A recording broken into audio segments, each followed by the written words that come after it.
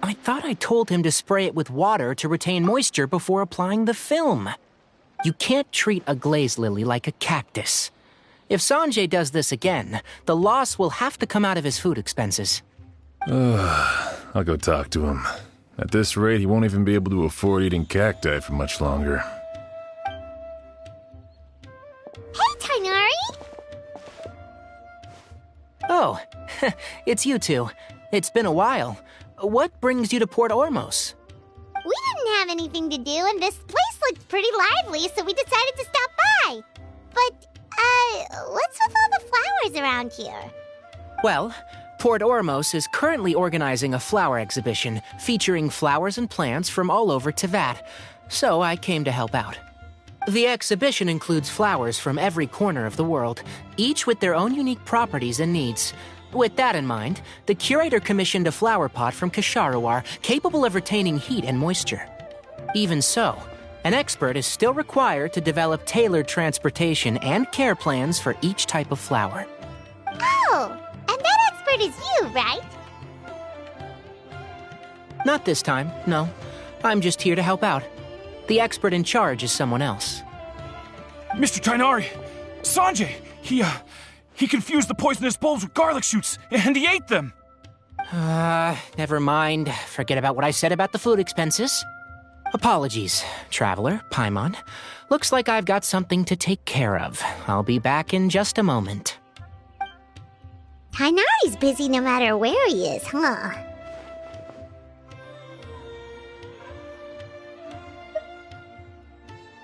Yeah, seems like it. Some people just need supervision. Well, looks like Tainari might be busy for a while. Let's take a look around the port in the meantime.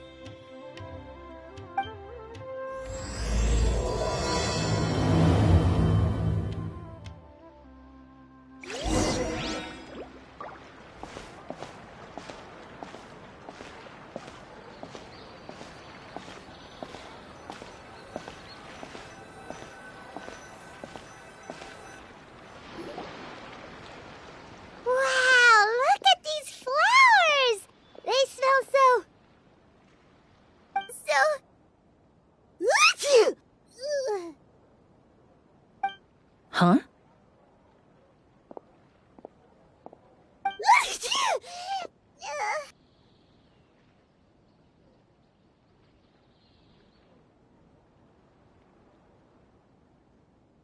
Paimon's, fine.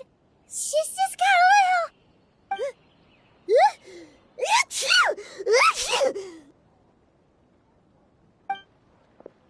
Rainbow roses, glaze lilies, and Cecilia's? No wonder.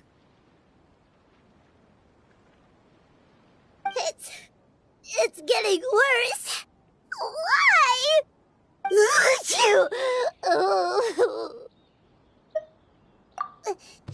But, Paimon was fine just a moment ago. She didn't even eat anything weird. A moment of your time, you two? If it's not too much trouble, perhaps you could try this incense.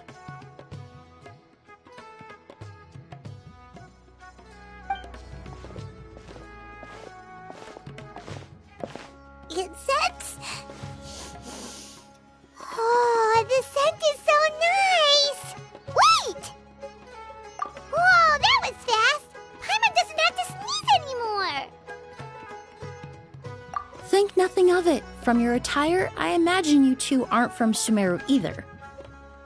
Seeing as we're both travelers from abroad, it's only right that we help each other out should the occasion arise. Oh, so you're here for the flower exhibition too? I suppose that's accurate. Oh, allow me to introduce myself. I'm Emilie, a perfumer from Fontaine. Paimon is Paimon! Thank you so much for your help just now. Oh, and this is... The Traveler, right? I've heard a lot about you from the Steambird. It's nice to finally put a face to the name.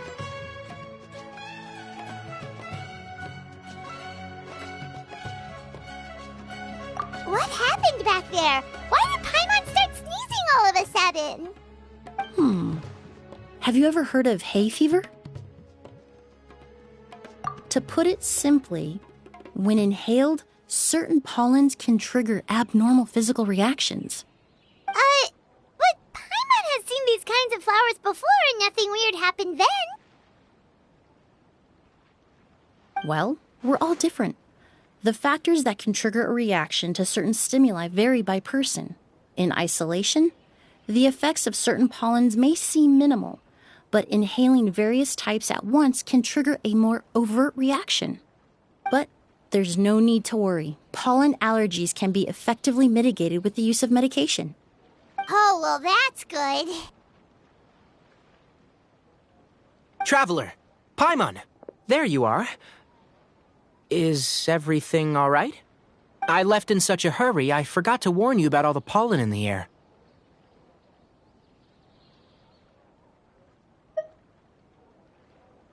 Emilie? Ah, what a coincidence. Looks like my worry was misplaced then. The Traveler and Paimon are in good hands. It was nothing, really. We happened to run into each other shortly after my arrival, and I offered them a bit of help, that's all. I'm more curious as to why you thought the Traveler and Paimon were in danger. Allergies are highly unpredictable. If you were concerned the pollen might trigger a reaction, that must mean something similar has happened in the past.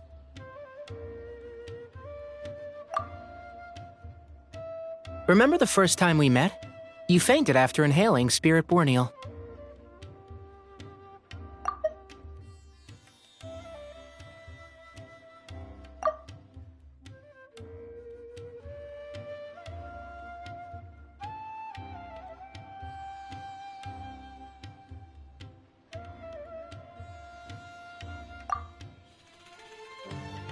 The Spirit Borneal didn't affect Paimon at all, and now she's the one suffering. It makes no sense. It's not really something you can make sense out of, Paimon. There are all kinds of allergies out there, caused by a variety of different factors. Some people are even allergic to almonds.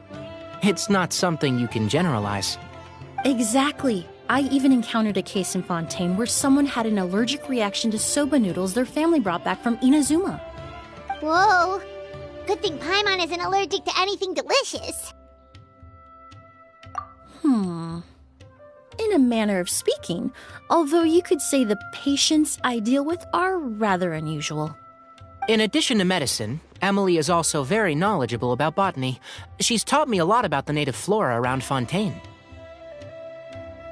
And that's where my expertise ends, I'm afraid.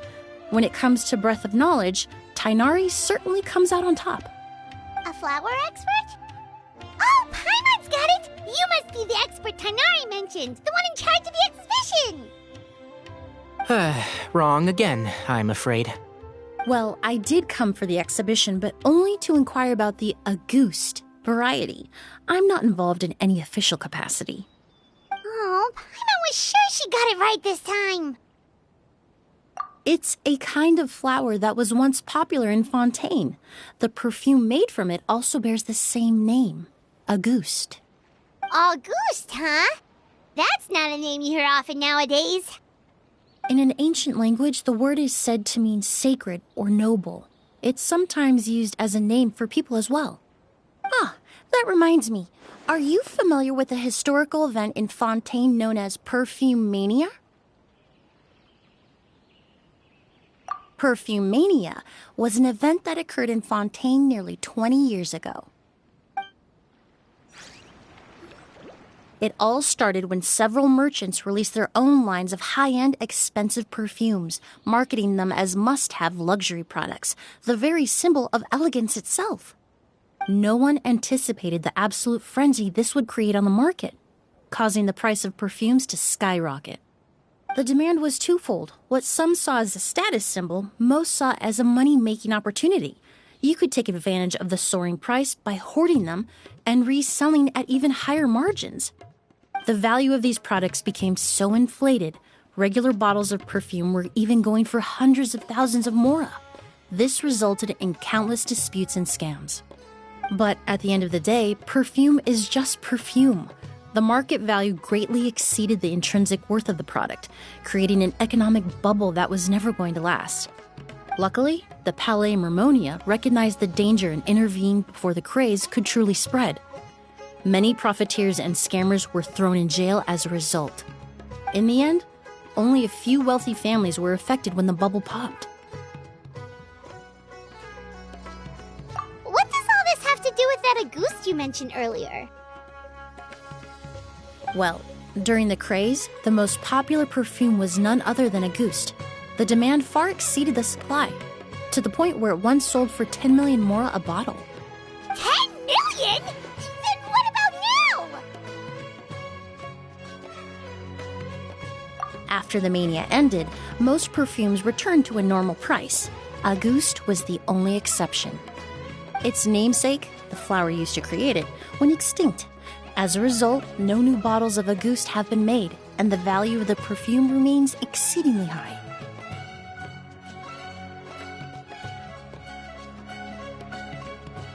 Indeed, the Auguste flower was not a natural variety, you see. It was specially cultivated for use in perfume making. When the bubble popped, all the flower beds used for its cultivation were destroyed in a fire. The variety has never been seen since. But didn't you say you came to the exhibition to look for it? Ah, yes. I came to investigate a certain rumor that the Auguste flower has reappeared in Sumeru. It's causing quite the stir in the Fontaine perfume market. Traveler, we should help Emilie look for it.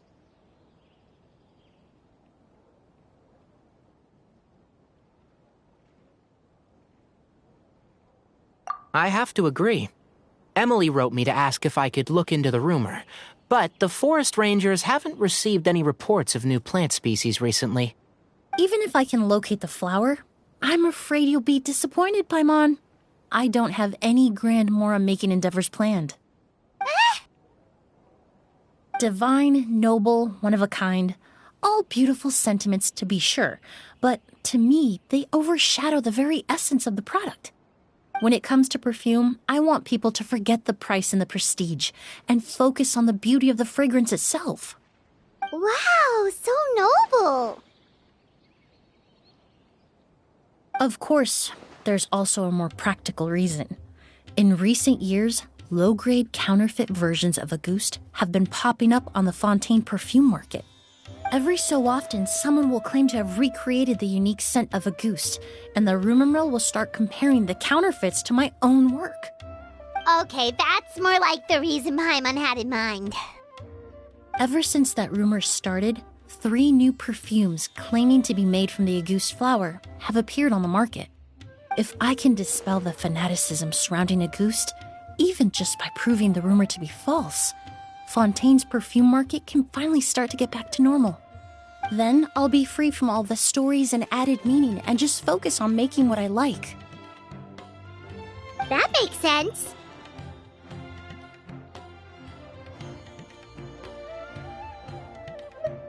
Oh, I would of course be grateful for your help, but I wouldn't want to trouble you. Well, you said it yourself. We're both travelers from abroad, so it's only right that we help each other out. Ha! I suppose you're right. Then you have my thanks. Based on the information I have so far, it's unclear if the rumor is true. Mr. Edgar also thinks it's too early to say, but you could always go talk to him. He was there all those years ago, after all. Maybe he'll know something. I was just about to pay him a visit at the hotel. Edgar? Who's that? The person you've been trying to guess this whole time. The flower expert in charge of the exhibition. He's also the most respected and experienced perfumer in the area. Back when he was still working in Fontaine, Auguste was his creation. I should also mention, he was my teacher, the one who taught me the basics of perfumery when I apprenticed in Sumeru. So this guy was a famous perfumer in Fontaine, but then he came to Sumeru to teach people from Fontaine? It sounds confusing. It's a long story. If you're interested, we can talk more about it when we see him. He should be staying near the hotel.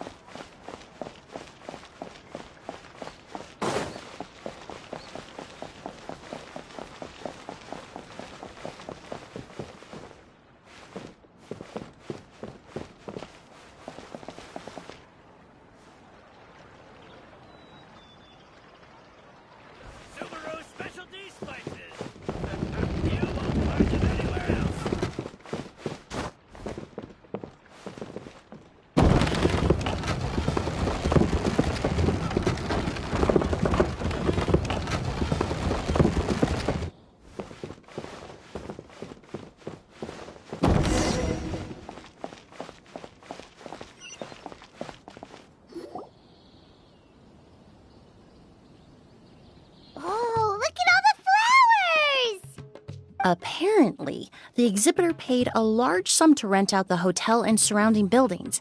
They're being used as temporary storage facilities and lodging for exhibition personnel. Yeah, what if guests come early? They won't have anywhere to stay.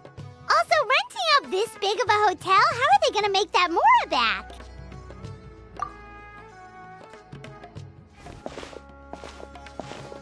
It's been so long, I almost didn't recognize you, Edgar. Well, you and your brother haven't changed a bit. Oh, yeah, all this catching up is nice and all, but let's get down to business. We need to talk about Kyria. Is he... Hold on, we have guests. It's nice to see you again, Master. Emilie?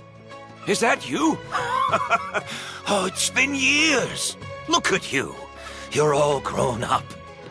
I've heard you've become quite the famous perfumer in Fontaine. It would seem the student has surpassed the master. Oh, well, it's all thanks to your mentorship. Ah, hardly. I taught you the basics. Hearing you call me master, well, I'm not sure I'm deserving of that title. I've taught many students here in Sumeru over the years, but I've yet to see one turn out quite as accomplished as you. You're the only one who can take credit for that success. And who are these two? I don't recall you mentioning them in your letter. Ah, they're my new friends, the Traveler and Paimon. Emilie's friends. Well then, the pleasure is all mine. And these two gentlemen? Are they friends of yours, Master?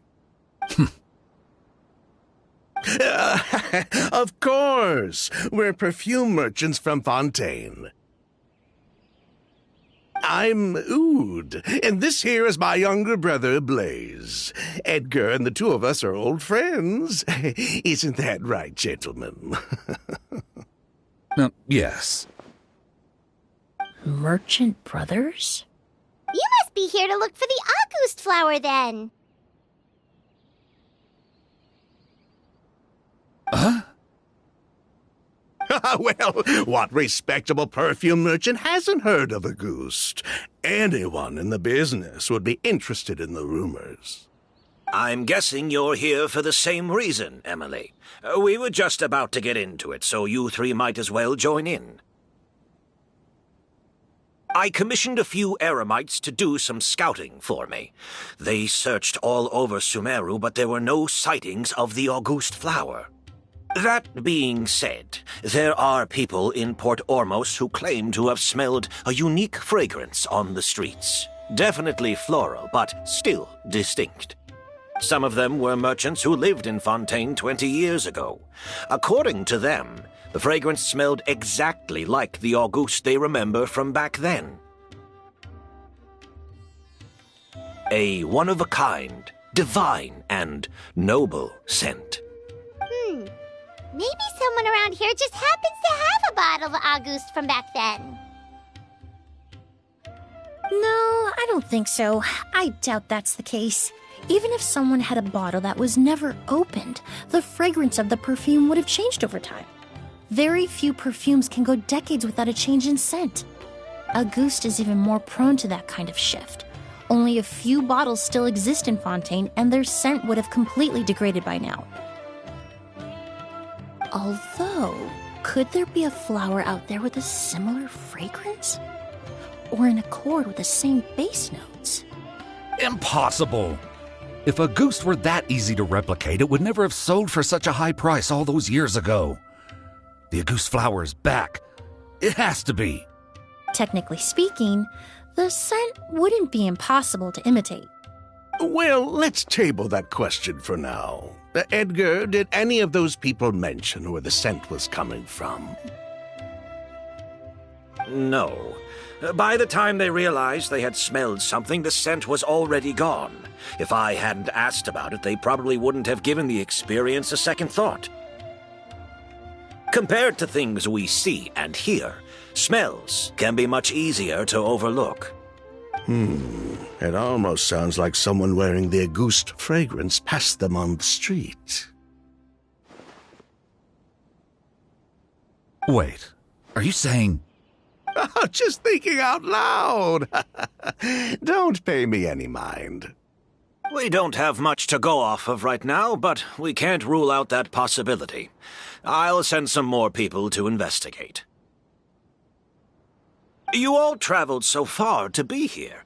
Why don't you rest in the hotel for a bit? Oud, Blaze, this is the key to your room. Ooh, you've got the keys to the rooms?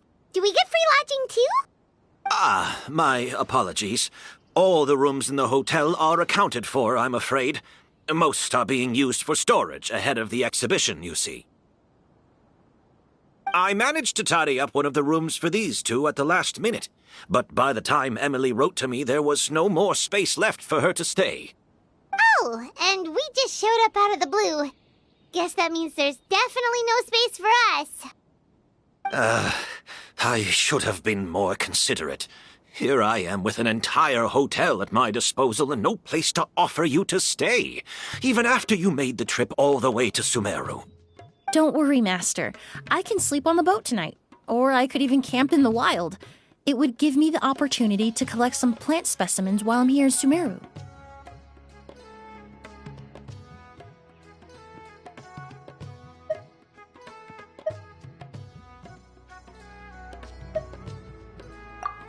Even better. Although, would it be possible for me to leave some of my luggage here? It would be rather cumbersome to take it camping. It shouldn't take up too much space. Well, about that.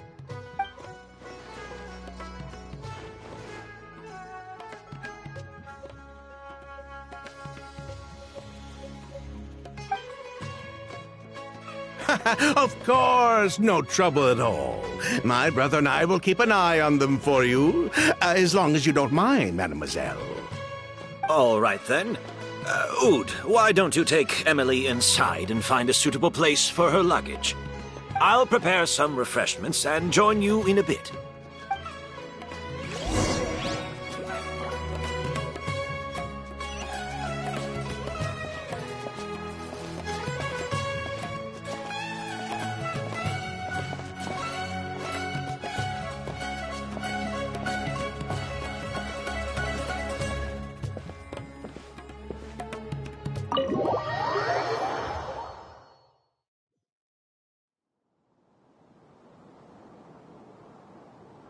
Whoa, the smell of flowers is so strong. Didn't Edgar say he tidied up around here?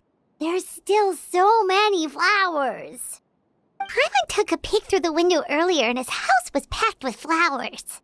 Looks like this exhibition is gonna be huge. No, that's a florist thing.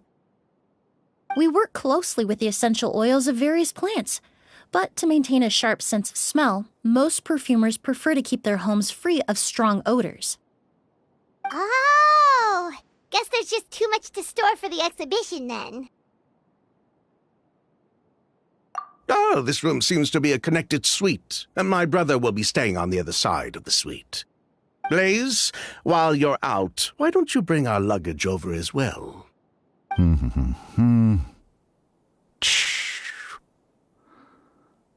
dun, dun, dun, dun. Blaze! Yes, of course. All right, then. Where can we find your luggage, mademoiselle? Blaze will go fetch it for you. It's still at the port. In addition to some daily necessities, there's also a case of amber wine that I brought back from Fontaine. Could I trouble you to bring that back as well? It would be the perfect way to repay you for your hospitality. How generous. I should thank you on my brother's behalf. You've stumbled upon his weakness. He's aloof about most things, but alcohol is his one true love. Is that so?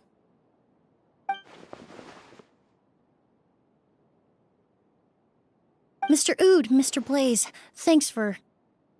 Hey! What are you doing? That's Master's voice.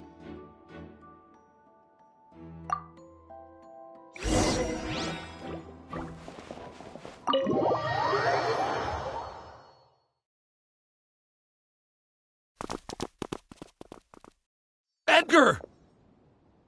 Master! Hey, Edgar! Are you all right?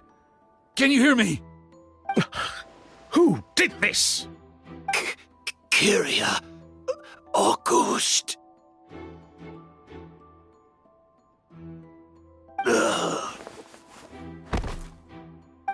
Kyria. Hey, Edgar? Edgar! No, don't shake him. He's injured. Just leave him to me. You two can... Oh, thank you.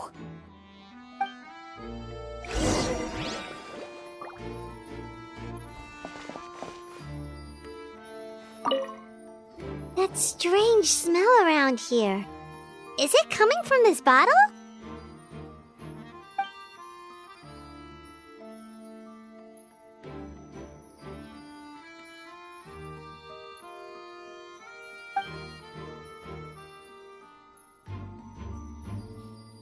Oh, really? You think so?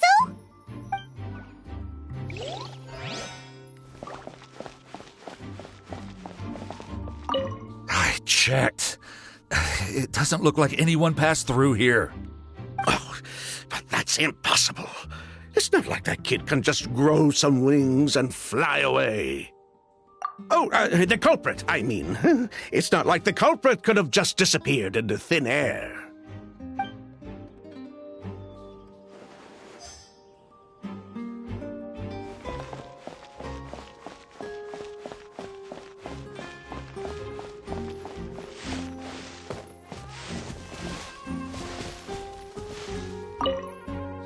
Do you think whoever did this was hiding in the flowers before they attacked Edgar?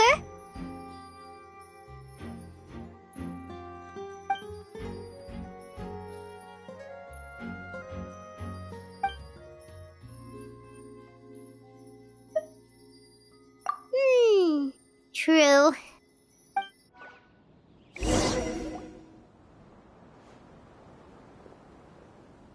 Well, we looked all over, but the only clue we found was that bottle.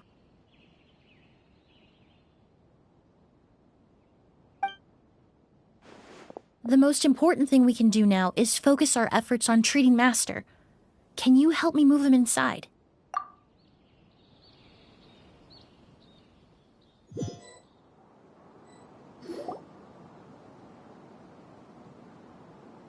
So, how's he doing? When I administered emergency treatment, I discovered a residue in his nose and mouth. Master was most likely forced to ingest a certain liquid. He's still unconscious, and inducing vomiting could obstruct his airways. We'll have to look into other clues for now. Ah, yes. The scent is the same, but the chemical composition is still unclear. We'll have to do further tests to determine if it's the same liquid and how toxic it is to the human body. But first, I do believe there are two people who could shed some light on the situation. Mr. Sylvain, Mr. Lucien. Wait, you know... Hey! Were you talking to us, mademoiselle? I'm afraid we've never heard of those names before. Before arriving in Sumeru, I asked a friend from the Special Patrol to look into the creators of Auguste. There were 4 people in total. The perfumer, Edgar, the one thrust into the limelight, and 3 others. A researcher from Sumeru responsible for cultivating the Auguste flower, and 2 merchant brothers responsible for promoting the product on the market. The 2 brothers capitalized on the mythos surrounding Auguste. Their actions lured in numerous speculators and profiteers, inflating the price of Auguste even further. In the end, they were sent to the fortress of Meripede for falsifying their accounts and destabilizing the market. If you do the math, they should be out of prison by now. And what does that have to do with us? There are countless merchant families in Fontaine. You gonna accuse them of being criminals too? Every time your brother called you Blaze, it took you several seconds to respond. But when I called you Lucien just now, the name registered immediately. Miss Emilie, out of respect for your position as a famous perfumer in Fontaine, I'm inclined to believe that was simply a poor attempt at humor. You have a bright future ahead of you. You wouldn't want to develop a reputation as someone who throws around false accusations, especially among merchant circles. You claim to be regular perfume merchants, and yet, when I brought up amber wine, you took it to be alcohol. What? Amber wine is a perfume I created several years ago. It wasn't particularly renowned, but I'm certain any respectable perfume merchant in Fontaine would know of it. Unless, until recently, they were living somewhere completely cut off from the perfume world. Somewhere like the Fortress of Meripede, perhaps? Emilie, you little...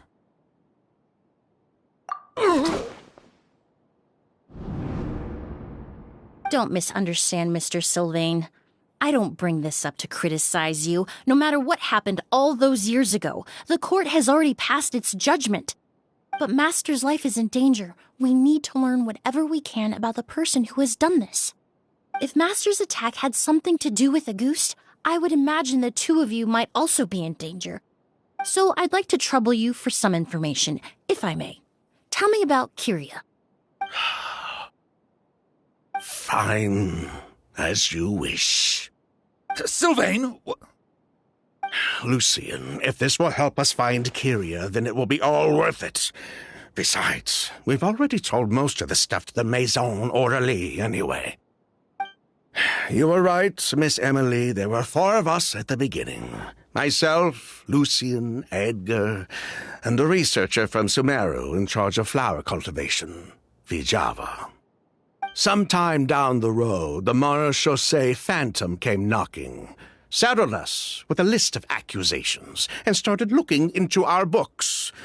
They did their meddling, and my brother Edgar and I were forced to serve time in the fortress as a result. Sounds like he's still upset about that. Wait, then how did Edgar end up in Sumeru? Master was convicted as an accomplice, so he only had to serve a few years. He decided to move to Sumeru so that he could put those events behind him. Still, Master was depressed for a long time after that. He stopped making new perfumes and focused on introducing students to the craft instead. That's how I met him. My parents had to relocate to Sumeru for work when I was a child, so I had the chance to study under him for a little while. But we can talk about that some other time. I want to hear more about this researcher, Vijava. Like us, Vijava was also staring down an investigation from the Marechaussee Phantom. But before the Phantom showed up at her door, she set all the flower beds on fire, along with much of the mora we managed to earn. All the Auguste flowers, everything we worked to create, was reduced to nothing but a pile of ash. But destroying all that evidence, wouldn't that make things worse for her? It didn't matter at that point, because she died in the fire as well. What? Sounds like you did an investigation of your own. Why even ask us if you knew all of this already? The name wasn't mentioned in any of the files I reviewed either, but you two seem quite familiar with him.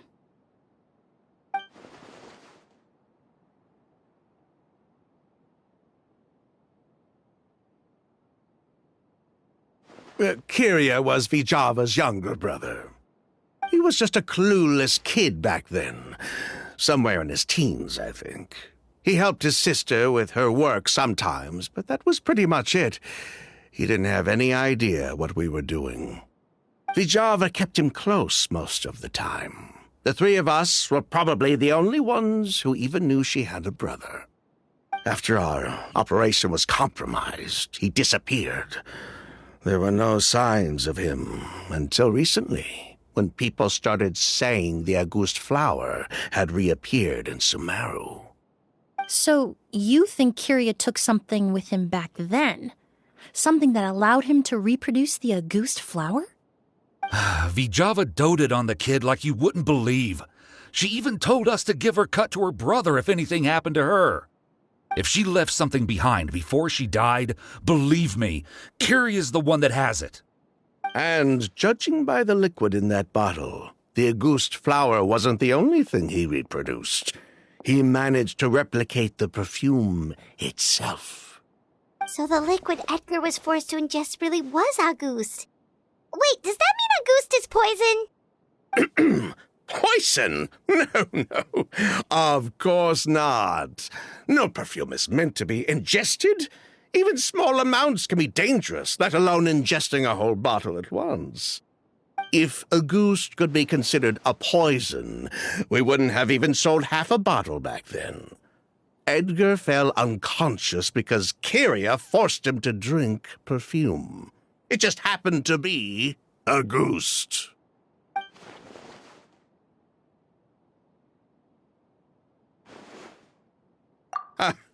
He probably thought we had something to do with his sister's death. But to tell you the truth, I have no idea why she did all that. We're not looking for Kyria because we have it out for him. We just wanted to see how he was doing. And, if possible, work together to bring back August.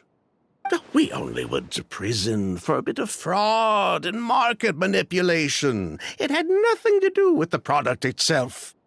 As long as we keep things honest this time around, bringing the product back to market would almost be like honoring his sister's memory. So that's why you never mentioned Kyria during your interrogation? Yes, exactly. We were just looking out for the kid. Anyway, that's all we know. If you're looking for information on what's in August, or what to do if you ingest it, there are only two people to ask. Edgar or Kyria himself.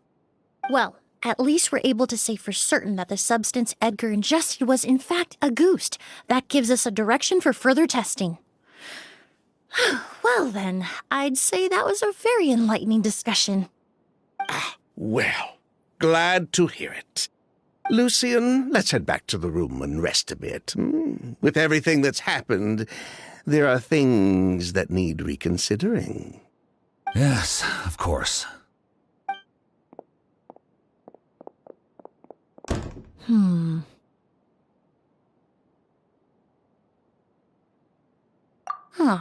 think so too? That does seem to be the case. Pity we don't have more evidence. But based on Sylvain's tone of voice just now, I suspect further questioning will only result in more made-up answers. The way you exposed them like that, just based on a hunch, that was genius!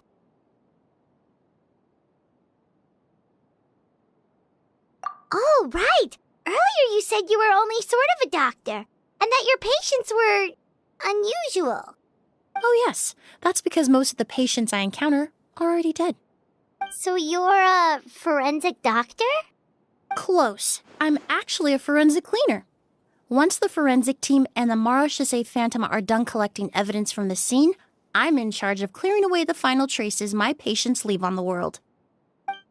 In fact, with just a small alteration to the formula, the same tincture used as the base of perfume can also be made into a cleaning agent. Basically, there are two sides to forensics: those who collect evidence to expose the truth, and those who clean up the smells, bloodstains, and other substances left behind at the scene. I've learned a lot in my line of work, and I've witnessed a lot of death. But this time, we may still save the patient. Actually, Traveler, could I trouble you to report back to Tainari and the officers at Port Ormos? We should update them on the situation. I'll stay here and continue to look after Master. Now that we have a sample of Auguste, I'm hoping further analysis won't be too difficult.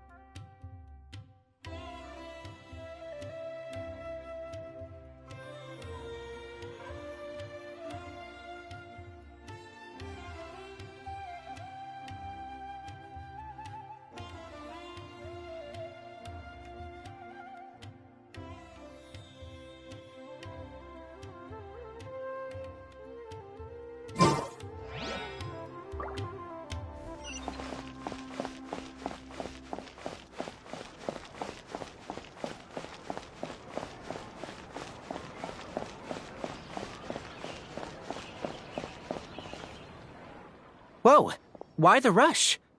Did something happen? What? Edgar was attacked? He's the most famous perfumer in the region. Someone who's helped countless people around Port Ormos. How could this happen? Sheriff, have you received any reports of a suspicious individual fleeing through the bazaar? No, but we've got eyes all over the area. I'm sure someone's seen Kirya. I'll start gathering my forces. We won't let him get away. What about you, Tainari? Do you have a plan?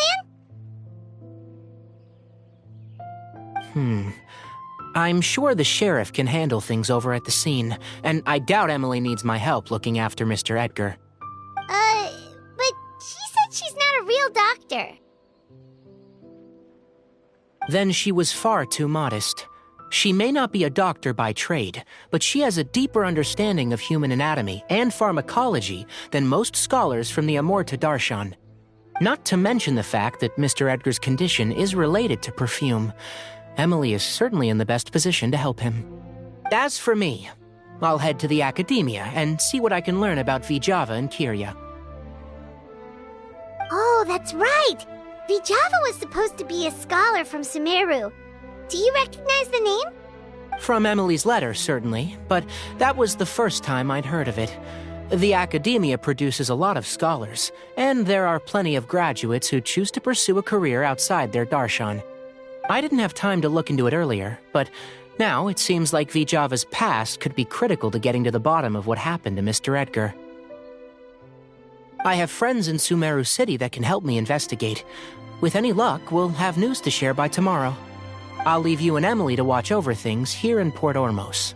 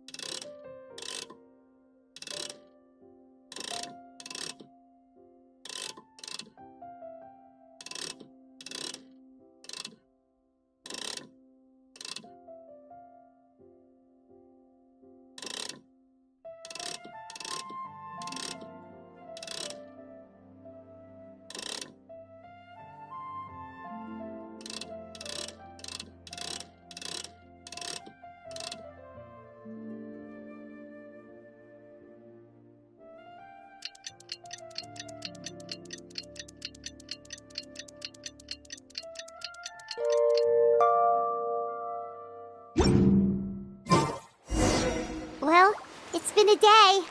Wonder if Tainari's discovered anything. But things weren't looking good with Emilie's master yesterday. We should check on things at the hotel first.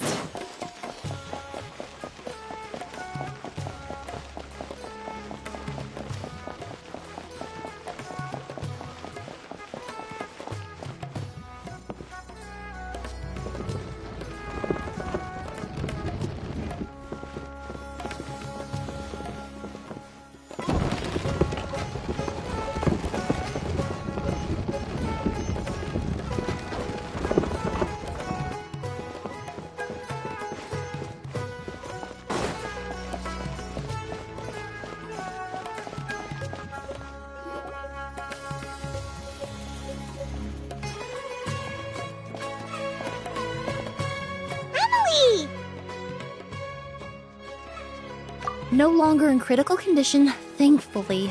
He's still very weak, but with a bit more rest, he should regain consciousness soon. My chemical analysis of Auguste also went smoothly, although it certainly raised some questions. I was able to identify the components that give the substance its fragrance, but I also noticed an abnormal trace of elemental energy in the sample.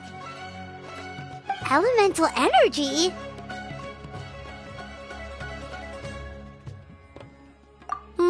Hard to say. It was such a minute amount, proportionally speaking, like mixing a single drop of perfume into the ocean.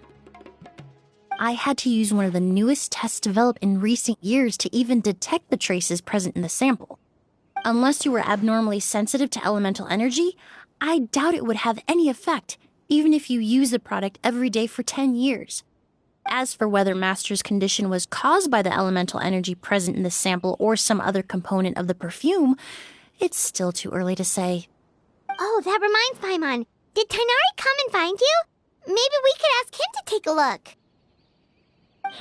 I received a message from him last night, but I haven't heard anything since. The message said he was looking into some information at the academia. Oh, Paimon thought he might have stopped by to see you first. Excuse me? Is Miss Emilie here?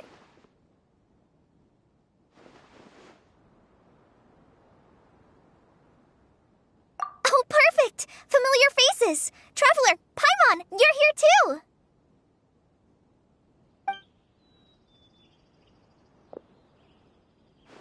Kale. Ah, of course. Tighnari's apprentice. He's mentioned you many times. It's a pleasure to finally meet you. And please, no need for formalities. Emilie is just fine. Oh, okay. Nice to meet you too, Miss, Emilie. Did Tighnari send you here, Kale? Yep. Master and the others went through decades worth of records last night, and still haven't had a chance to rest. I'm fast on my feet, so it only made sense for me to come and give you an update. Anyway, based on what they've reviewed so far, they believe there's no indication that a researcher by the name of Vijava ever passed through the academia.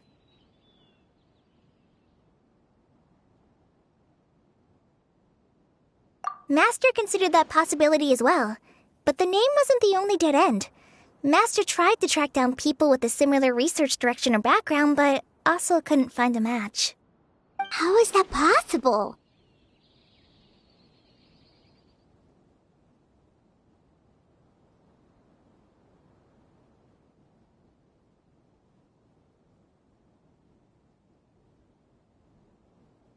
It's starting to seem very likely. If we want to figure out her true identity, I'm afraid another conversation with those two merchants might be our only... Hey! Lucian! It's Sylvain! Wait, you don't think Kirio came back, do you? That seems impossible. If someone came in or out of the hotel just now, we would have seen them.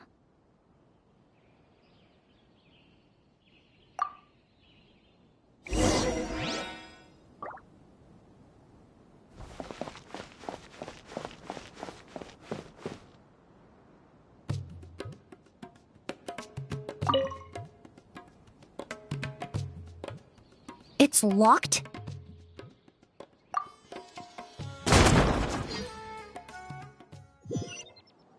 There's no one here. Lucian! Lucian! That's Sylvain's voice! Hurry, let's check next door!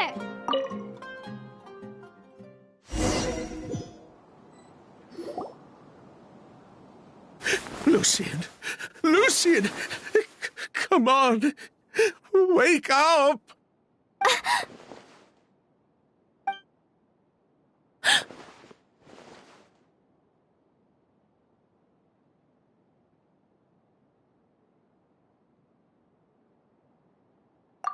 Emilie, Emilie, my brother, he's gonna be okay, right? He's just unconscious. Like what happened to Edgar? I'm sorry, Mr. Sylvain, but we were too late this time. No, that's not possible.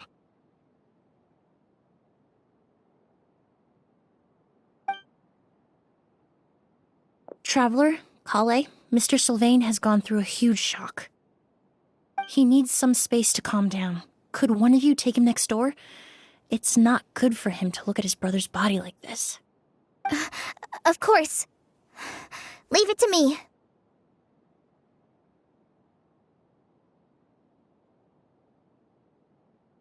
Thank you both.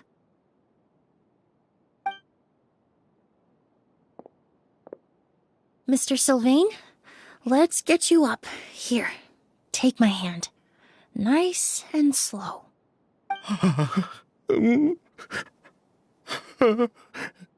We'll take things from here. Just focus on getting some rest. Here, this way.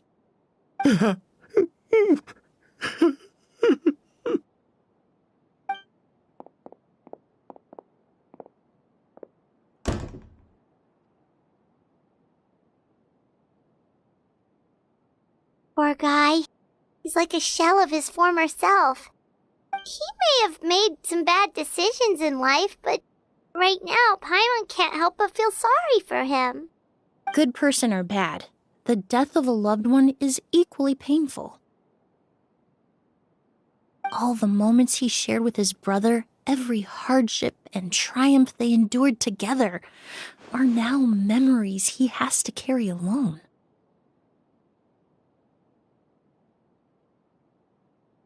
If Kiria really was behind this, then what exactly did he do to Lucien? Lucien can no longer speak, but the traces left behind by his death most certainly can. Traveler, I've got things covered here at the scene. I'll leave you to contact the sheriff.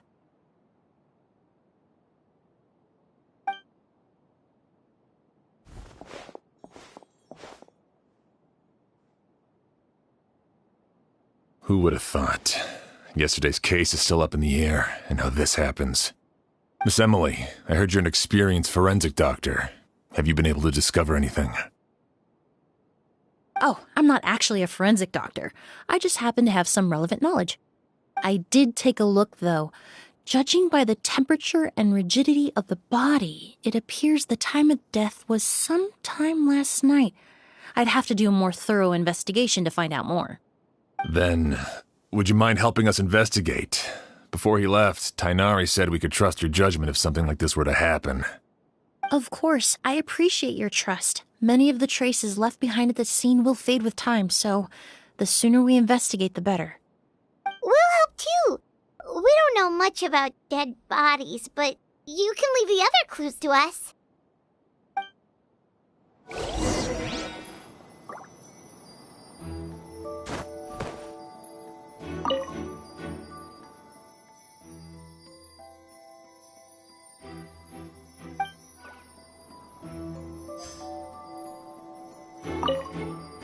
To tell you the truth, the exhibition has left us quite short-handed. We're lucky to have your help.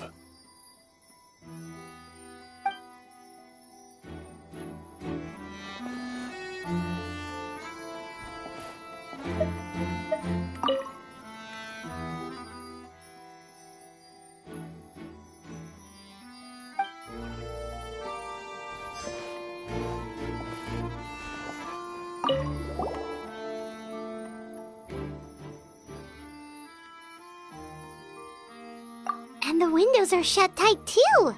Seems like the only way to get in would have been through Sylvain's room.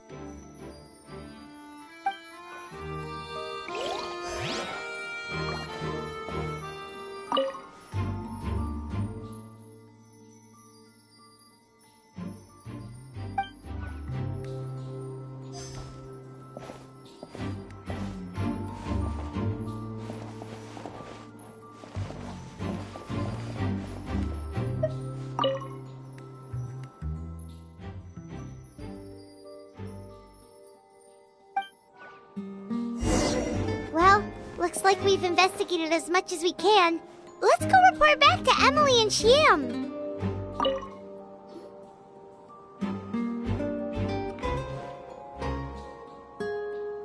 So, did you find anything? Paimon can show you. Here, it'd be something like this.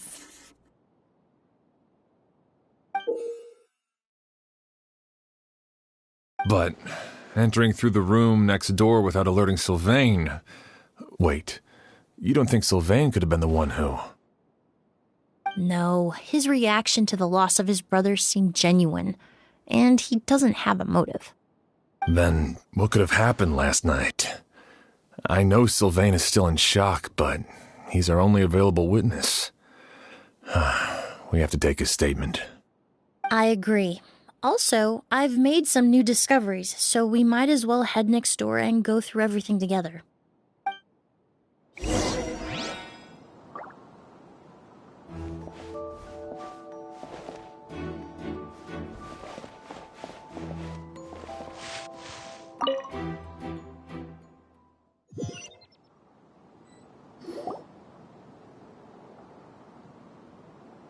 Mr. Sylvain, I need you to tell me everything you and your brother did since yesterday afternoon. Did you see or hear anything strange?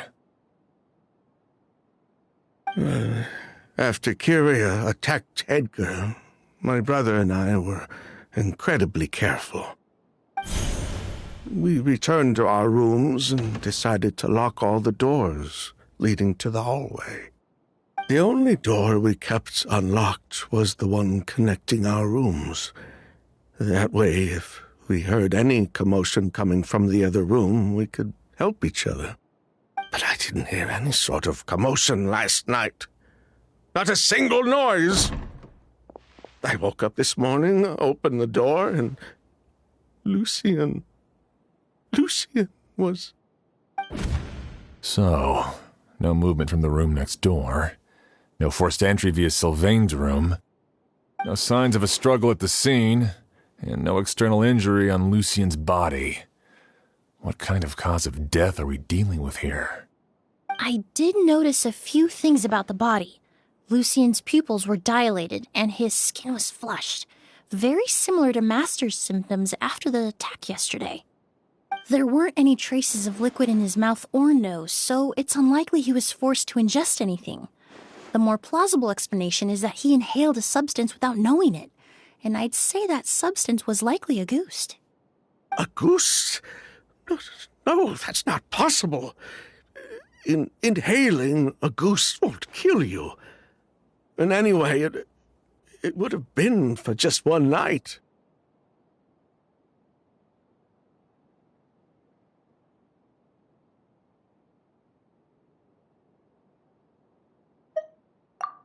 No, that's not what I meant. Emilie, you ran your tests, didn't you? Go on, tell everyone whether you found any poison. No, I didn't find any common toxins. See? A ghost is harmless. The market response proved that years ago. That may be true for most people, but not for everyone.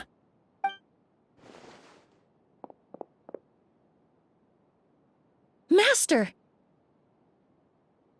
Edgar? You're up and about already? Thanks to Emilie, I'm out of the woods for now. Sylvain, no matter how hard you may try to hide it, the truth will always come to light. Edgar! Even if we could keep it a secret for another 10 or 20 years, do you think Kyria would just let us be? No, he would never give up. Not if he's doing all of this for Yelena.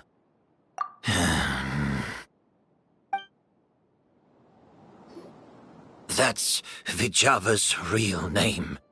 Yelena wasn't a scholar from Sumeru. She was an exiled Fatus from Snezhnaya. A Fatus? The Fatui. Well, that means the elemental energy present in Auguste was... Ah, so you've already detected it. Well, Sylvain, looks like there's truly no reason to hide things now. Oh. The Auguste flower was created with the mutative and distorting power of a delusion. A delusion? The Fatui, delusions... I never would have thought Auguste was hiding this many secrets. Born of a delusion, Auguste contained distorted elemental energy. A prolonged exposure over many years could have a harmful effect on the body. That's enough, Edgar. I'll take it from here. At first, Yelena wanted to keep refining the perfume and the flower, but no one knew how long the perfume mania was going to last back then. It didn't have any effect on ordinary people anyway. Every day we postponed going to market was another day of lost earning potential. So you decided poisoning people was worth the risk? Listen, it's not like it was good for business. But all that talk about a goose being harmful over time, Yelena was just speculating. The impact was practically negligible. Unless you were particularly sensitive to elemental energy or had an entire bottle shoved down your throat like Edgar. You could use the product for decades and be completely fine. It may be true there are no records of Auguste poisoning in Fontaine. But even if no one was acutely poisoned, willfully bringing a product to market despite explicit knowledge of its harmful effects is still a serious crime.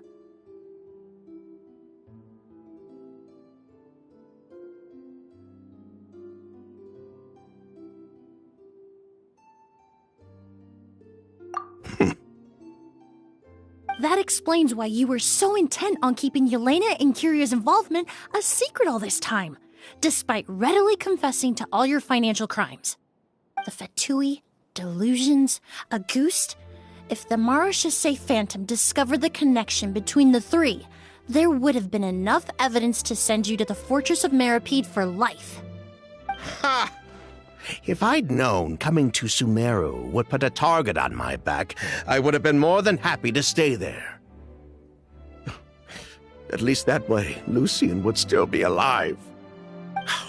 All these years without any sign of Kyria, and he pops up out of nowhere the minute my brother and I get out of prison? It couldn't be any clearer who the kid's after. Auguste was harmless before. The fact that it's killing people all of a sudden must be his doing as well. So there's bad blood between you. What about Yelena's death? Was that a cover-up too? A way to destroy evidence? I'll admit, we thought about it at one point. We took care to disguise the product circulating on the market, and no one was questioning Yelena's fake identity. But if the Marechaussee Phantom decided to look into the flower beds, it would have been the end. Yelena's ties to the Fatui, the role of the delusion, everything would have been exposed. Before we could even put our plan in motion, Yelena beat us to it. She burned all her flower beds and threw herself into the fire as well. But if her goal was to destroy evidence, there would have been no reason to do that to herself. Yeah, she could have just burned the flower beds and fled with her brother. I thought about it for a long time, but it wasn't until just now that I finally understood her reasoning. Everything she did, it was for her brother, Kyria.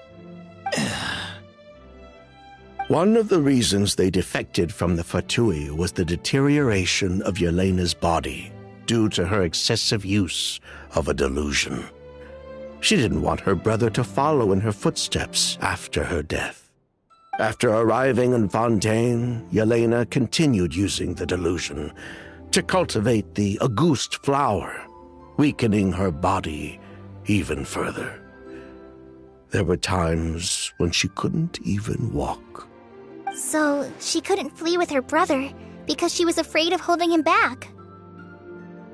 If her true identity was exposed, she and her brother would face pressure from both Snezhnaya and Fontaine.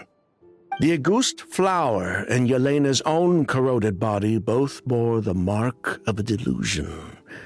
There would have been no way to avoid suspicion. So, in the end, she burnt it all to ash, including herself. With all the evidence erased, Kyria was free to take the Mora and run. So the wealth you earned from Auguste, it wasn't destroyed in the fire. Yelena gave it to her brother? Most likely. Before Yelena died, she said if anything happened to her, she was going to leave everything to her brother. We just didn't realize she meant our cut as well.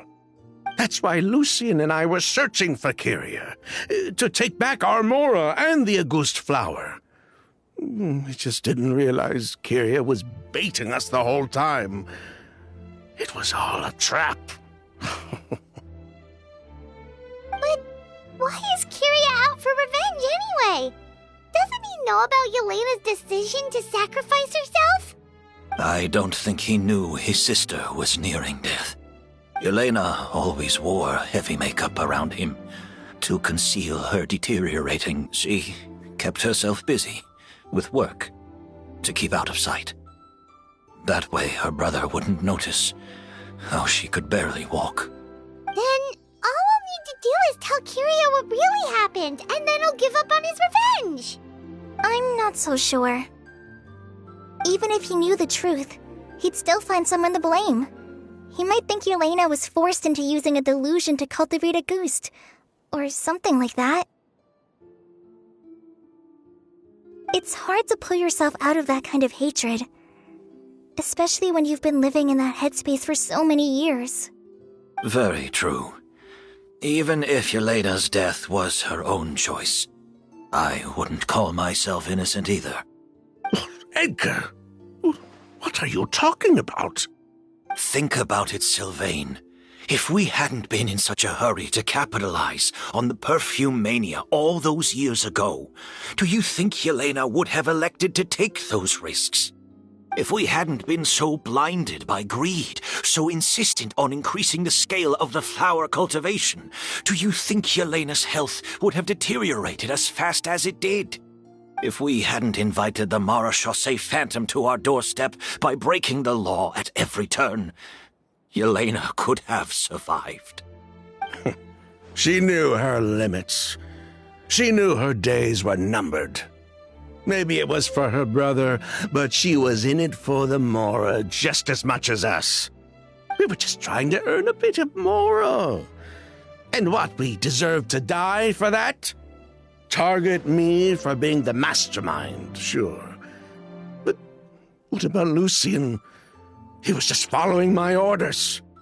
Lucian's crime, was it really so extreme that he had to pay for it with his life?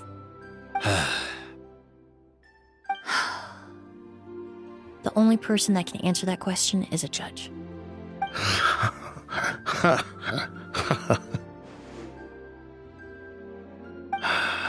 Fine. I've said my piece anyway. Drag me back to Fontaine to stand trial. I don't care. 3 people from Fontaine, 1 from Snezhnaya, and a crime committed in Port Ormos. What a headache. Well, we can only wait until the Academia sends someone to deal with it. I'm guessing we'll have to contact Fontaine as well. In any case, we won't really know anything until tomorrow. With the exhibition, we don't even have space in Port Ormos to detain anyone. Such a headache. The hotel could suffice. You could station a few officers to keep an eye on Sylvain and myself. Although with Sylvain's mental state and my physical one, I don't think you need to worry about a jailbreak. Mr. Edgar, are you saying... If Sylvain is to stand trial, then I deserve the same fate. A crime is a crime, accomplice or not. I'd just like to take care of a few things before I go. Say goodbye to my plants and all that. As for Sylvain, I'm sure he also has some goodbyes of his own. Would you be willing to grant that request, Sheriff? Well, all right. I'll talk to the Academia. No matter who you were in Fontaine or what crimes you committed, the man we grew to know in Sumeru proved himself to be a good person. Your request is granted. You have my thanks, Sheriff.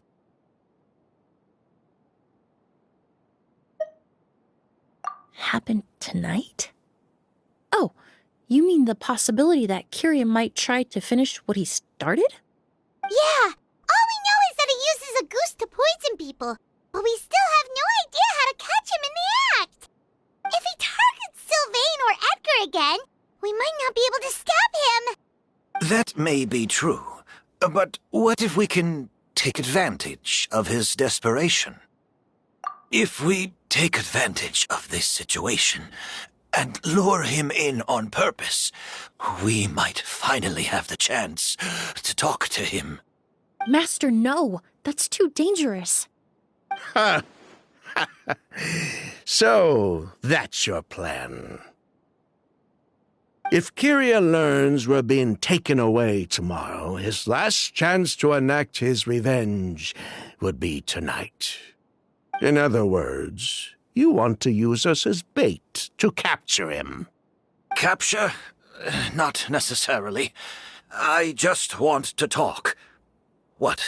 Are you afraid of him? Afraid? This is my only chance to make him pay for what he did. I'm spending the rest of my life in prison anyway. I can't just sit back and let him ride off into the sunset with our fortune. There's no way I'm letting him get away with it. Not after what he did to Lucien. As for the danger, everyone else just needs to make preparations in advance to protect us. I'll admit, it could work. We just need to spread the word that Edgar and Sylvain are leaving tomorrow. Then I'll station some of my men around the hotel. If we have your assistance as well, our chance of success would be even higher. I still have some reservations. But if you insist on carrying out this plan, I won't deny you my help. I'll also keep watch. Although I think Sylvain and myself should remain alone in our respective rooms. If Kiria noticed another person in the room, he might decide to turn back. And besides, it's possible he's already transformed Auguste into a potent toxic gas. You mean if he doesn't see a way to get his hands on the two of you, he might get so desperate that he'll just start using Auguste on everybody?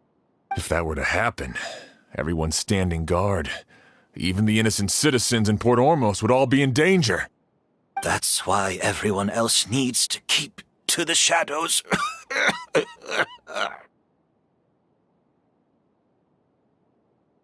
You're still recovering. You need to rest. This old bag of bones doesn't bounce back like it used to.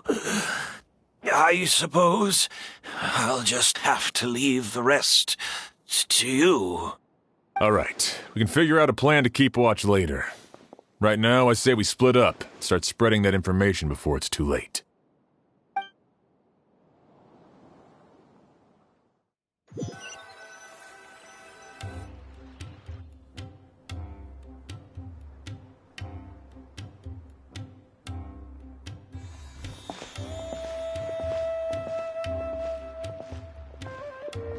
Have you heard?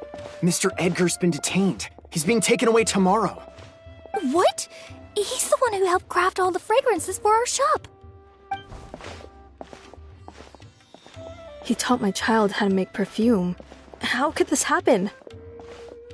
He hasn't been convicted yet. Let's just wait and see what the court has to say.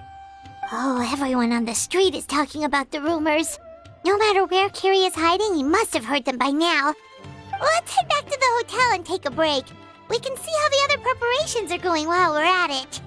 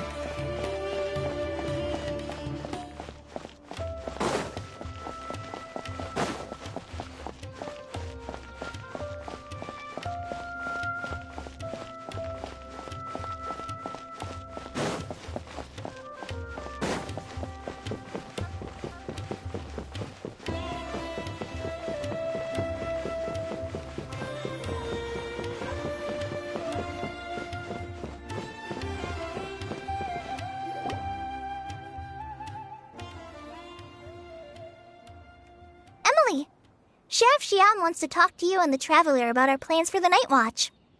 Thank you, Kale. But first, here, I prepared a kind of herbal tea that helps calm the spirit. Why don't you have some? Oh, that's very kind of you, but I'm okay. Oh, it's not good to be so tense, especially when we've got a long night ahead of us. I don't mean to put you on the spot, but I couldn't help but notice that something seems to be on your mind. Was it that obvious? You seem very preoccupied with Kiria's revenge. If there's anything you want to talk about, I'm happy to listen. Oh, Hey, Emilie, Kale. Oh, are we interrupting something? No, not at all. This will be easier to talk through with you here anyway. I've just been thinking. If Kiria has the capacity to commit murder while remaining completely undetected, why didn't he target Sylvain along with Lucien last night? There was just a single door separating them. If his intention was to target both brothers, then there was barely anything standing in his way. Don't you think? When I accompanied Sylvain to his room after Lucien died and saw how distraught he was, I suddenly realized maybe Kiria did that on purpose. Maybe he wanted Sylvain to experience the pain of losing a loved one before he completed his ultimate revenge. So did he attack Edgar as a warning then? To scare Sylvain and Lucien? Based on what we've heard about Kiria, that may very well be the case. Losing his sister all those years ago. What has been going through his head? What has he been forced to endure? Whenever I get to thinking like that, I just can't help but wonder. If I were in his place, would I be able to let go of that hatred? I'm sorry. I know I shouldn't think like that. Not after everything he's done. But I just can't help it. There's nothing wrong with the way you're feeling. Empathy is a part of human nature. In all my years of cleaning up crime scenes, I've witnessed countless families mourn their loved ones. Their cries of devastation and anger still echo through my mind, even now. Some of them even try to stop me, begging me not to erase the last remnants of their loved ones. But getting swept up in those emotions will corrupt your judgment. Surround yourself with fragrance for too long, and your sense of smell will become dull. Allow yourself to be consumed by your emotions, and you lose the ability to think rationally. So while you hold on to that sense of empathy, you also need to ask yourself, do Sylvain and Lucien really deserve to die? How much did they truly know about the Fatui and the delusion? Did they force Yelena to make those decisions? Answering those questions requires a lot of time and evidence, while a single act of vengeance can put those answers forever out of our reach. I've witnessed a lot of deaths in Fontaine. When someone dies, a certain amount of information can be inferred from the traces left behind at the scene. But generally speaking, death will just leave most questions unanswered, and the whole picture ever incomplete. Once you're consumed by hatred, it will become next to impossible to think about things that way. For someone like Kiria, I'm sure right and wrong lost all meaning a long time ago. You're right. The fact that we can approach these questions from this perspective isn't because we're more rational than them. It's because we're fortunate enough not to have suffered that kind of loss. But that also makes us perfectly positioned to stand on the outside and try to pull them back from the brink before it's too late. I understand Kiria's decision, but I still want to stop him. Master, Sylvain, and Kiria. They all deserve to survive. The fortunate and the unfortunate.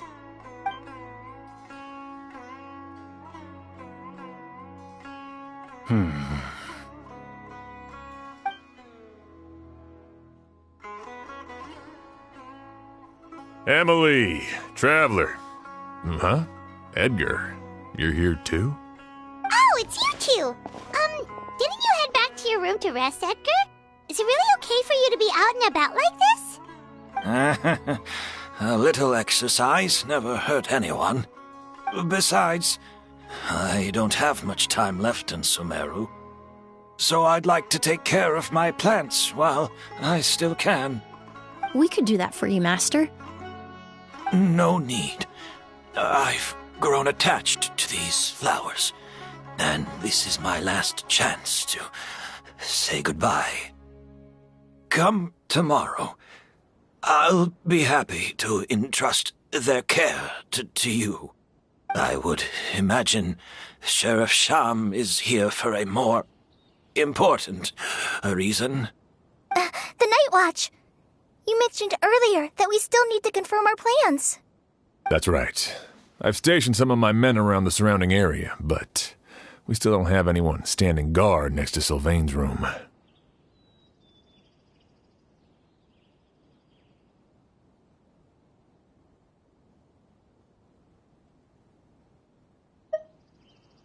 Exactly. After some discussion, we concluded that Sylvain has the highest risk of being attacked next. You're the most skilled fighter here, Traveler. And Emilie's expertise is sure to come in handy in a pinch. That's why I want you two stationed next to Sylvain's room. So, are you up for it? Sounds perfectly reasonable. I'll be glad to have your help tonight, Traveler.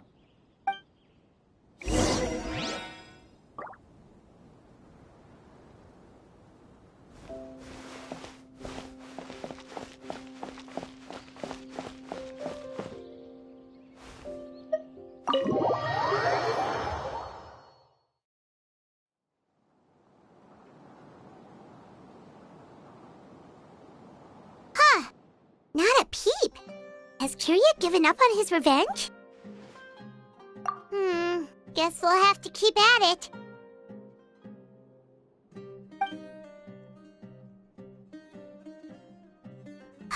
Still nothing unusual. Paimon took a peek into the room next door and Sylvain's already sleeping. Perhaps Kirya's true motive was simply forcing Sylvain to confess his crimes. No, that can't be right. If all he wanted was for Sylvain to be convicted for his true crimes, he could have tipped off the Marechaussee Phantom years ago. There must be something we're missing. Something extremely important. Maybe we just need to calm down a little. How about some tea? That herbal blend from earlier was pretty tasty.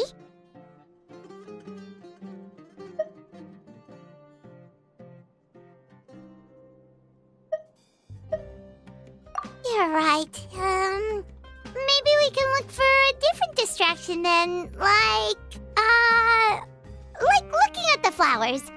Oh, there's a glaze lily here. Paimon didn't notice it earlier.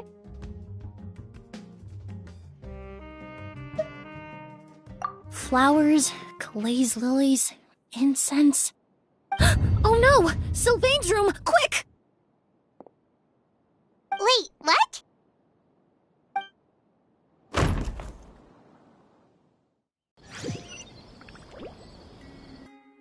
Hey, did you hear? Someone was attacked again last night. It was the older of the merchant brothers, right? Yeah, I think his name was Sylvain. Poor guy was murdered in cold blood. First it was Mr. Edgar, then that merchant named Lucian, and now this. Listen up, everyone. This is an active crime scene. Please, no loitering.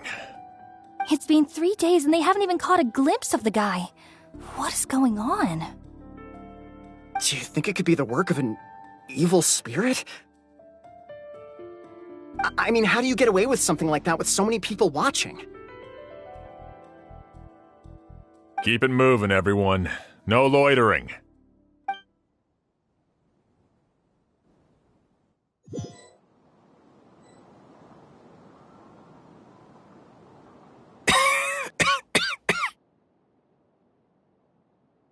I suppose I'm next. You don't know that. Kirya already attacked you once, and you survived. Perhaps He doesn't consider your crime to be worthy of death. You were the only reason I managed to survive, Emilie. I never did thank you for that, did I? Even if I wasn't there, Tainari was also in the vicinity. He would have been able to help. Is that so? I suppose I'm a very fortunate person then. I have exceptional students, caring friends, and the respect of my peers. If it is indeed my time to go, then I'll die without regrets. But Kyria has nothing. Yelena is gone. Now his enemies are too. It really makes you wonder if there's even a reason to keep on living.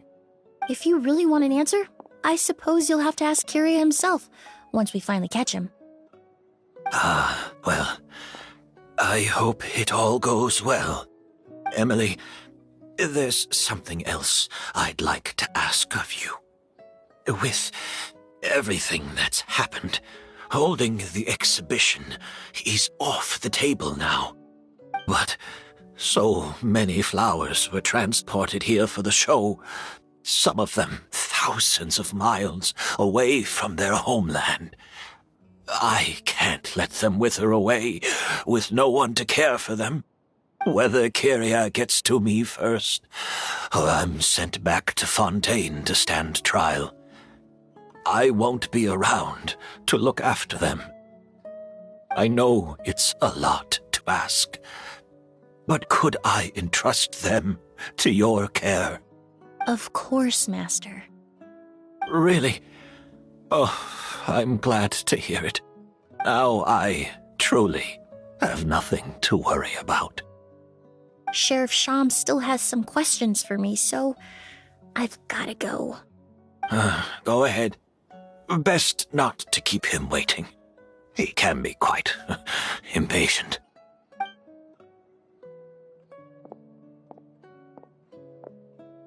I'm sorry, Master.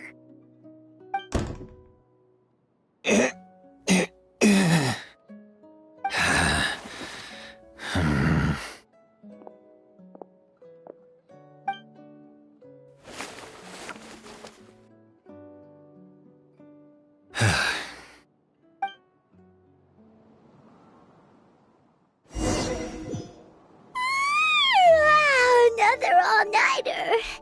Paimon sure hopes Emilie's plan will go well. Oh, but Kali still looks quite worried. Let's go talk to her.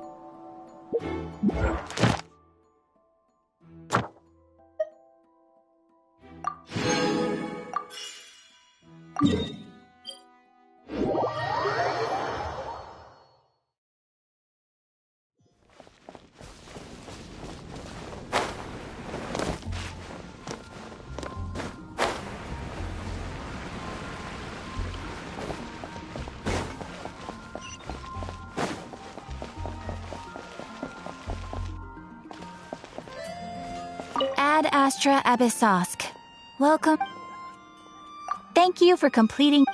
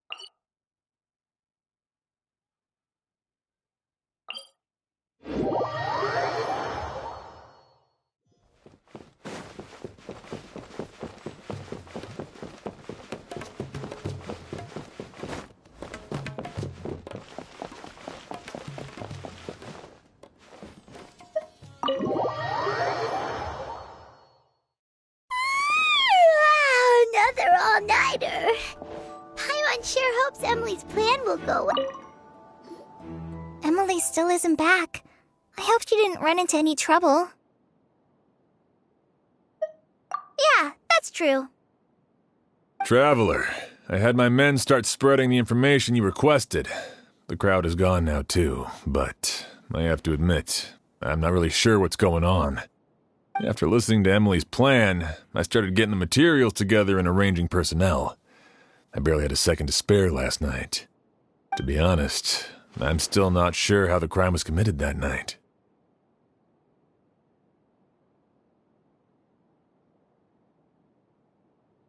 The key clue was right in front of us the entire time! Let's go! We'll show you where the culprit hid a goose.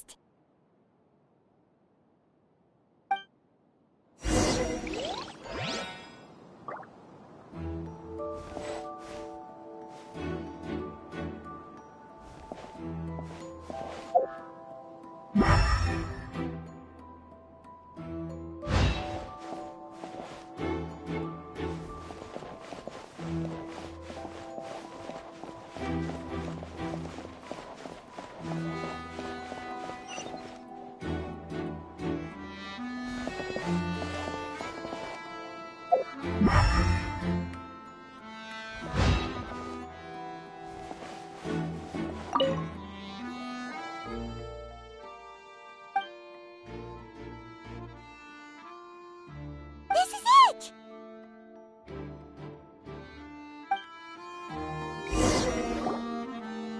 The glazed lily, huh? I think I've heard of it before. It's a flower from Liyue, right? Well, did you know it only blooms at night? Emilie, you're back! Exactly as expected. A flower that only blooms at night. Ah, like the Neelitpala lotus. Exactly. Although the Neelitpala lotus wouldn't be a good substitute in this scenario. When it's closed, the gaps between the petals are too large. That's why Kyria chose the glaze lily as his mechanism. He would start by preparing an Agoose sample.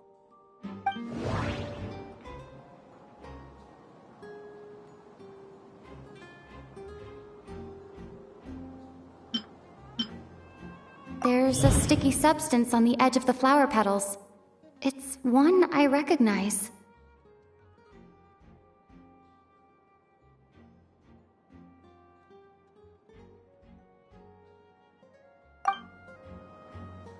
If you stick the petals together with slime condensate, then in the daytime, the glazed lily would act almost like a hidden container.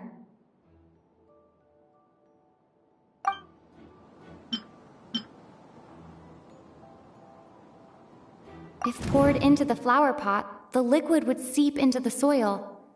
That might prevent the substance from taking effect.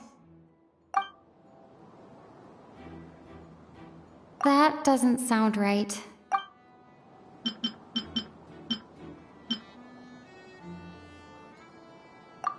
That's right! He applied a diluted form of slime condensate to the petals to stick them together and enclosed a sample of Agoose in the center. That way, the Agoose would remain trapped inside during the daytime, unable to seep between the petals and evaporate into the air. This also allowed the culprit to plant the poison well in advance, while his targets remained oblivious.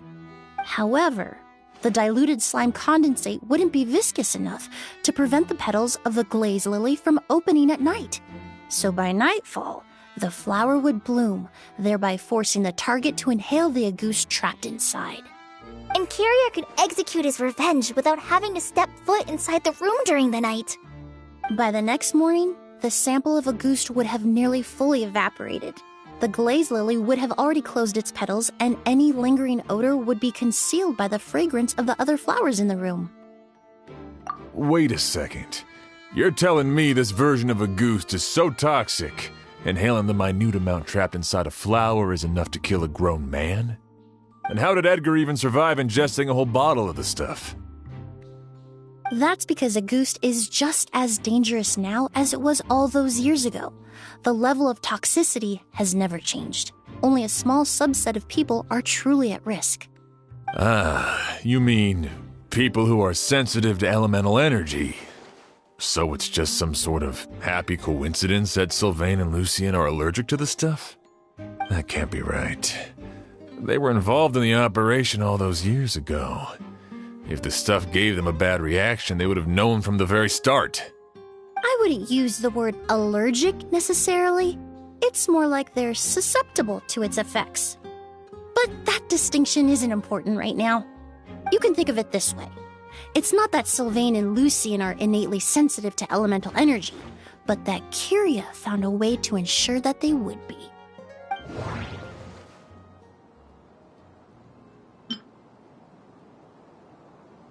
All kinds of essential oils commonly found in alchemical products can temporarily increase elemental affinity. But it would be difficult to force someone to use them without knowing it.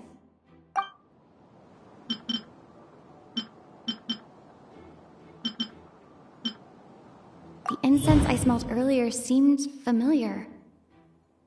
Thinking back on it, I'm almost certain it was the scent of spirit borneal.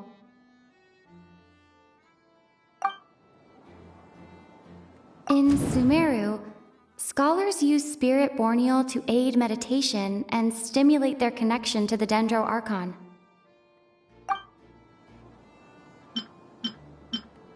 In Fontaine, I experienced how drinking primordial seawater made me more attuned with the element of hydro. But that substance would be hard to get around here. That doesn't sound right. I need to think about this some more.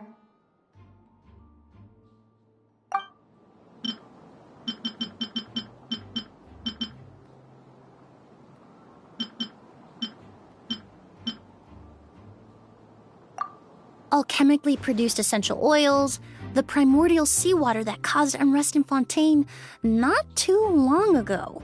All of those are substances that can heighten your sensitivity to elemental energy. That stuff gave us a lot of trouble when we first came to Sumeru. Ah, yes. I definitely remember that. In Sumeru, it's not uncommon to use incense indoors, so its presence wouldn't arouse suspicion. The flowers in the room could also serve to mask the scent. Flowers were pretty important to this plan, huh? The glazed lily is native to Liyue. It would be completely unnatural to have one here in Sumeru if it weren't for the exhibition. What a coincidence. Actually, it's not a coincidence at all.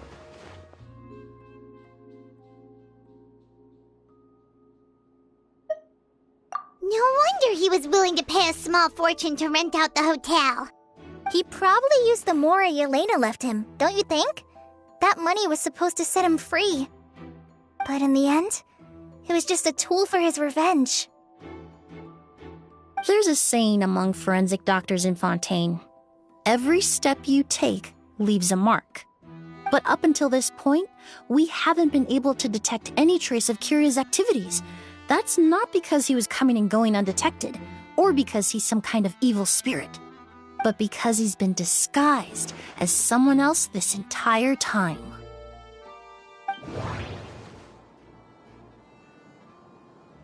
Creating such an intricate mechanism out of a glazed lily, setting up the spirit borneal in advance, and arranging for Sylvain and Lucien to stay at the hotel. It all points to one person, the expert in charge of the entire exhibition. The Mora spent to rent out the hotel, the way the Auguste flower was cultivated, the method used to disguise his appearance. It all points to one person. The boy who inherited Yelena's legacy, her younger brother.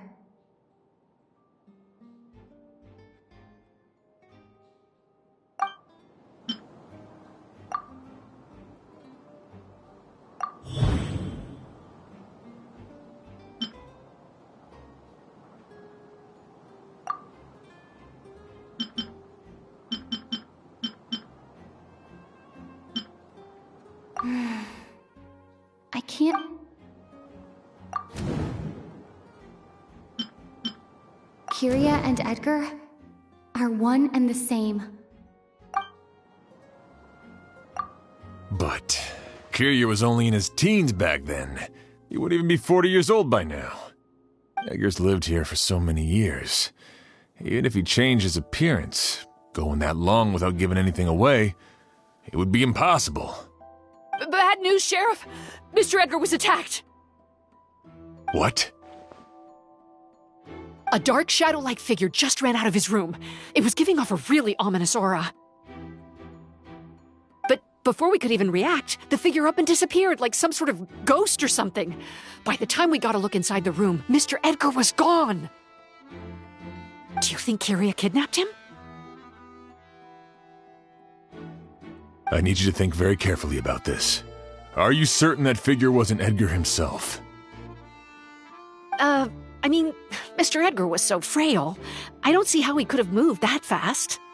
It would seem Master decided to tap into an ill-advised source of power. What? But that's so dangerous with the condition he's in. It's... But why? Why would he do that? He's already accomplished his revenge. No. If his aim was to target everyone who had a hand in Yelena's death...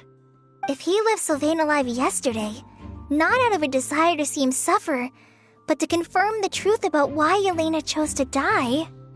Then there's still one target left.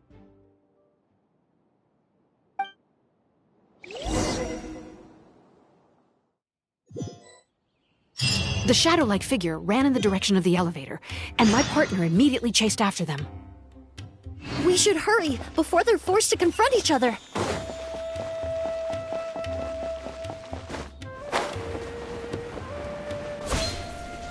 Where in the world did he go?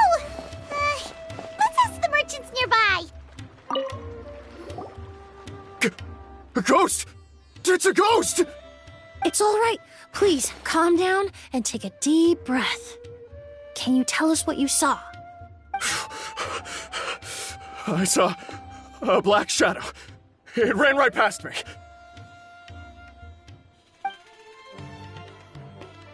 How could something like that happen in broad daylight?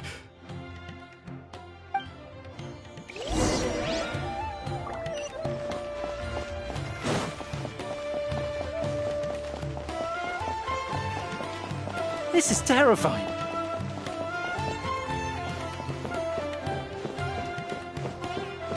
No! Don't come any closer!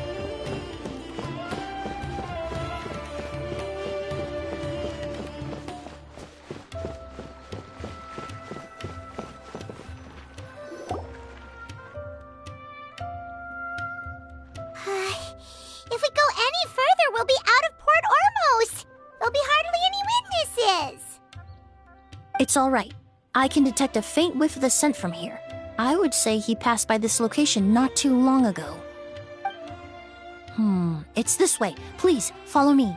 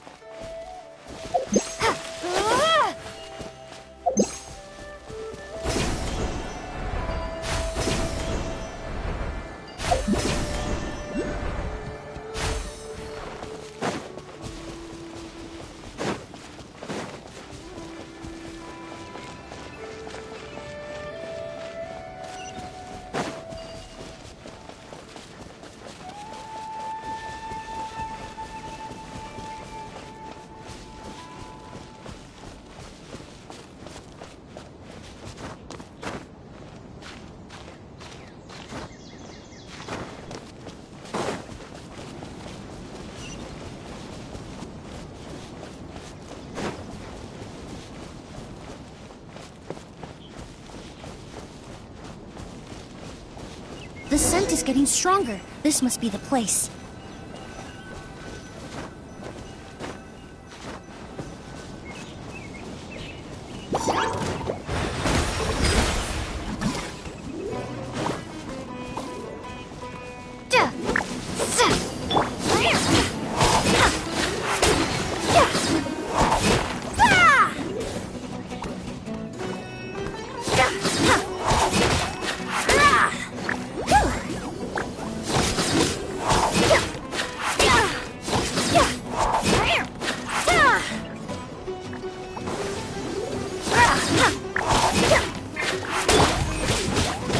There is no escape!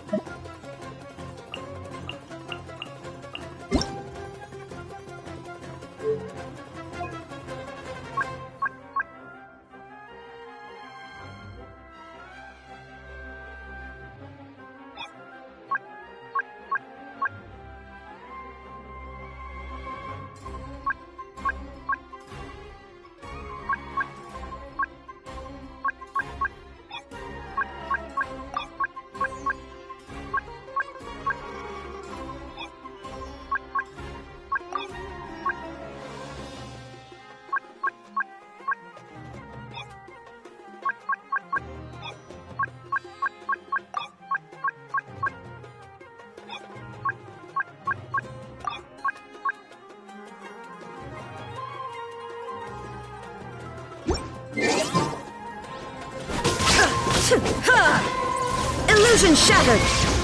Ha!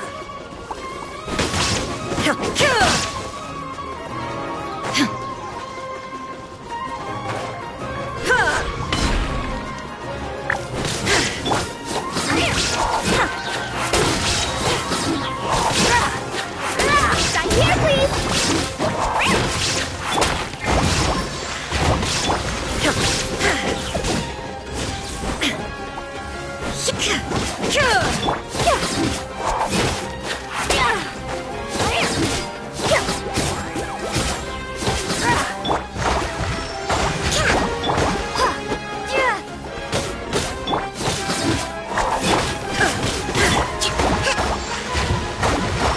Hold the line!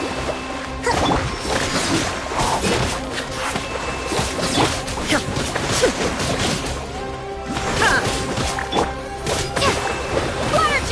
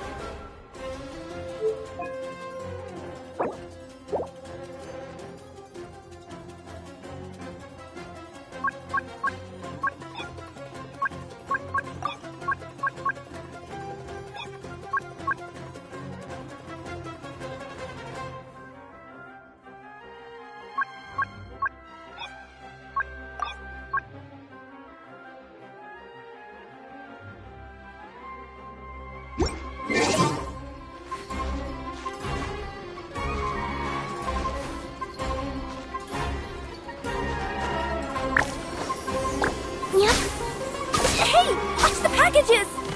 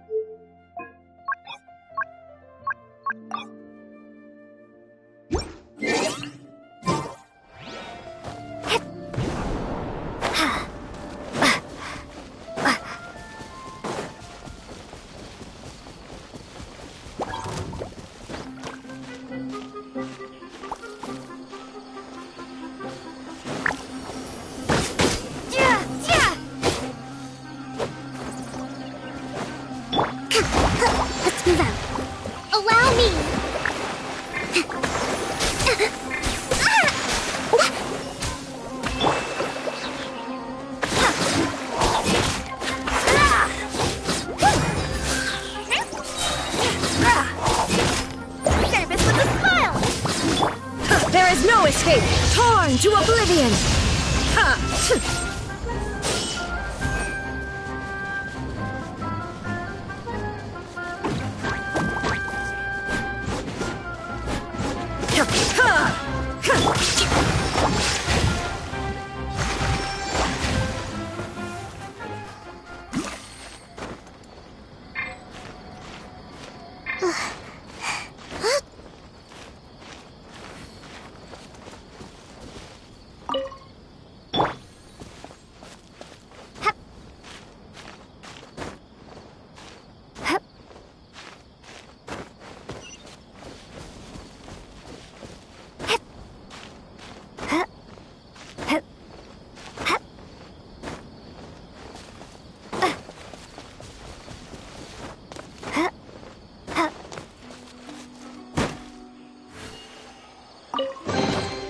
A reward on the road.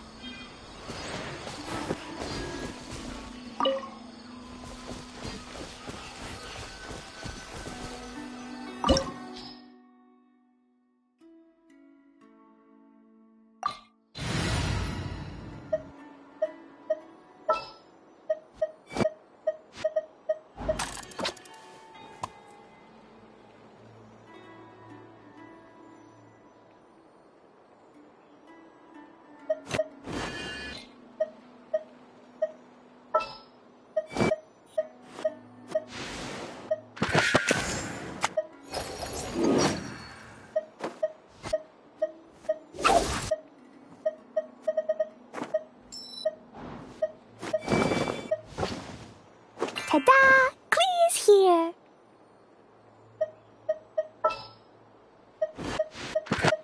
I'll lead the way.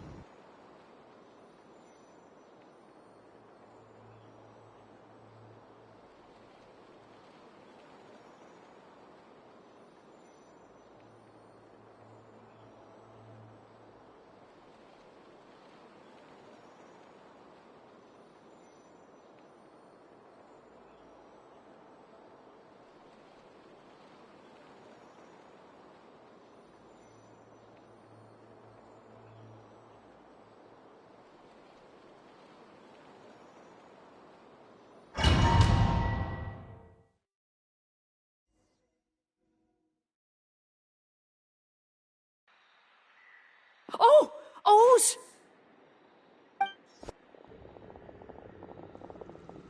Are you all right? Were you attacked? No, I'm all right. I was just chasing after that figure, and then all of a sudden, I didn't feel so hot. Let me take a look. The air definitely feels heavy. It smells nice, but for some reason, it's hard to breathe. This feeling, I've encountered it before. Everything looks all right. It was probably just the stress of the chase, combined with the impact of the environment. A bit of rest would do you some good. I can't rest. Mr. Edgar is still in there. He taught my sister how to make perfume. He's a good man. I can't just abandon him to die by Curia's hand. Oz, you need to calm down and listen to me. Edgar is the one we're after.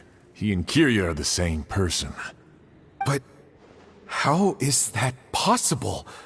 I thought you said Curia was in his 30s. Mr. Edgar is 70-something. Changing your appearance to look decades older, that doesn't seem possible. That's precisely why he had to resort to extraordinary measures to age himself. Curia used a delusion to bring back the Auguste flower, corroding his body in the process, just like his older sister. No. He couldn't have. Mr. Edgar has been in Port Ormos for years. If someone started impersonating him all of a sudden, we would have noticed. And what if the impersonation started before he ever set foot in Sumeru?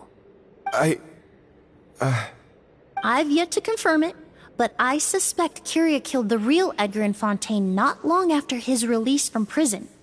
While Edgar was incarcerated, Curia started making preparations to replace him, including forcefully aging his body.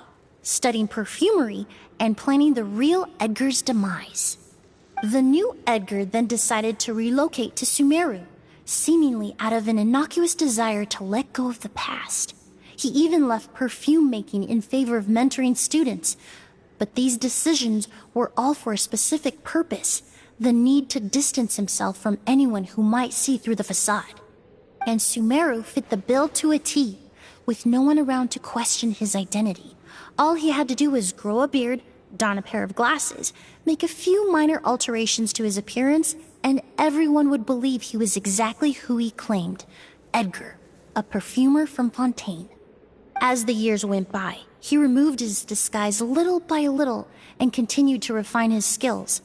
It would have been a gradual process, one that ensured no one around him would notice anything unusual. That explains why Sylvain said he barely recognized Edgar back at the hotel! He aged himself decades beyond his years just so he could accomplish his revenge! Is that even worth it? I need to find Mr. Edgar. He's not that kind of person. He can't be. What you really need is to get out of here and rest. No, I can keep going. Wait! This environment is likely being influenced by the delusion. Any discomfort, no matter how slight, should not be treated lightly.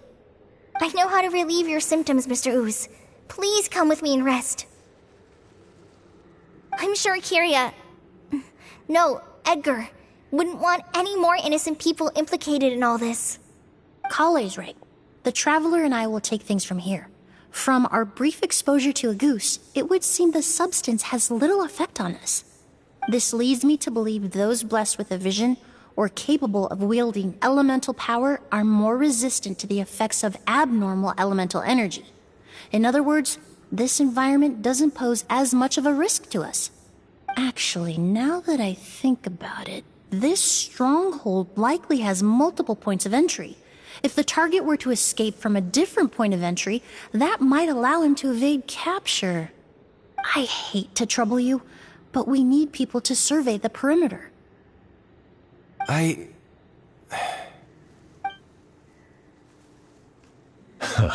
Thanks. Hear that? We're heading out. There's work to be done. Ooze, head back to Port Ormos and start gathering reinforcements. Got it. Traveler, Emilie, Paimon, please be careful. For someone whose only purpose in life is revenge, there's no telling what they'll do when there's no reason to move forward. Don't worry. This isn't the end. Not for us or for Kyria. We're not going to let a goose kill anyone else. It's time for the mythos to fade into obscurity.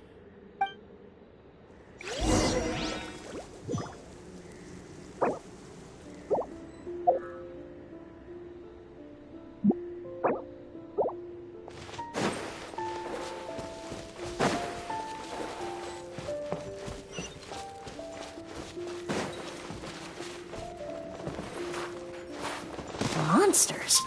Perhaps they were attracted here by the increased level of elemental energy.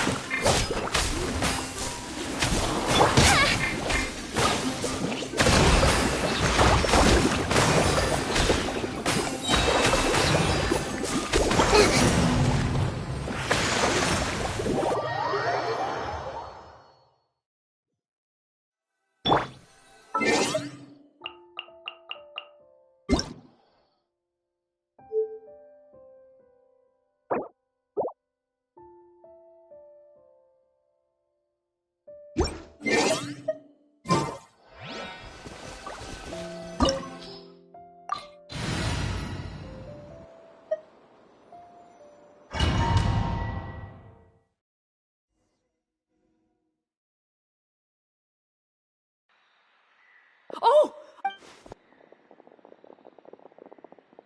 Are you all right? Were you attacked? Let me take a look. The air definitely feels heavy. It smells nice, but for some reason, this feels... Everything looks all right. It was probably I can't rest. Mr. he's a good man. O's, you need to come. But how is that Mr. Edgar is 70-something. Changing your appearance to look decades old. That's precisely why he had to resort. Kyria used a No. And what if the I've yet to confirm it, but I suspect Kyria killed the real while Edgar was in. The new Edgar then decided to relocate to Sumeru, seemingly out of an innocuous desire, and Sumeru, as the years went by, he removed his disguise. That explains why he aged himself I need to find Mr. Edgar. He's not that kind of person. What you really need... No, Wait! This environment is likely being influenced by the delusion. Any discomfort, I know how to relieve it. I'm sure Kyria... Kale's right. The Traveler and I will take things from here. This leads me to believe those blessed with a vision... Actually, I hate to Thank. Hear that? Traveler, for someone who's only Don't worry. We're not going to let...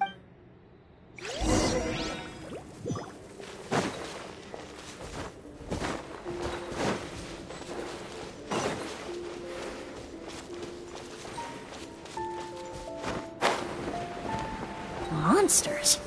Perhaps they were attracted here by the increased level of elemental energy. Hold the line! I'll uproot you! And shroud! Reconstitute! Ha! Bombs away!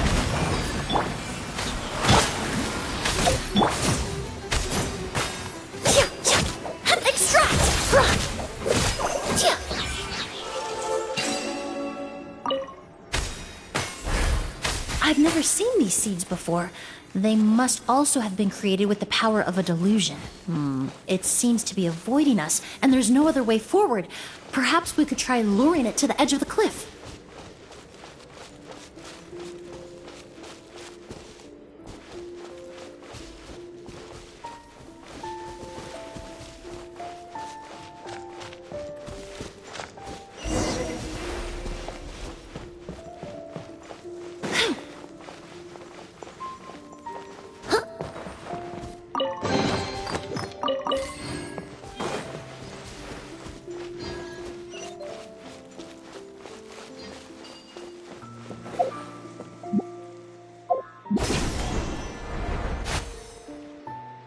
Whoa, look at all the Auguste flowers!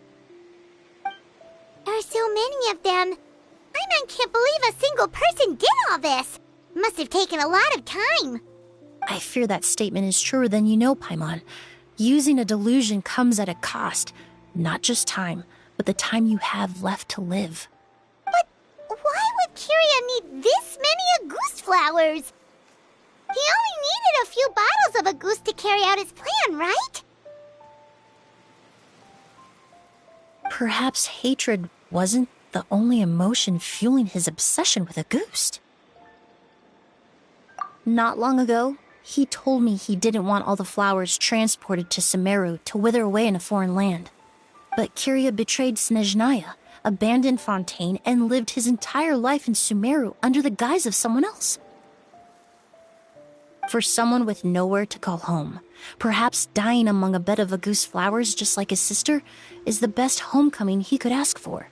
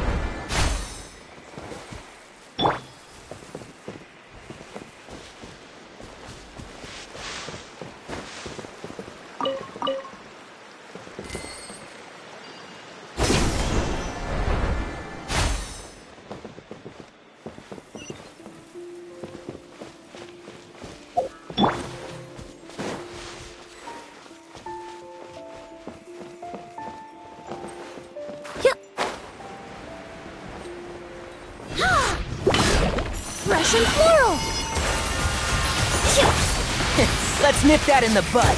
Keep up. Allow me. Uphill battle! Fine, fine, Marching flag! Water jet!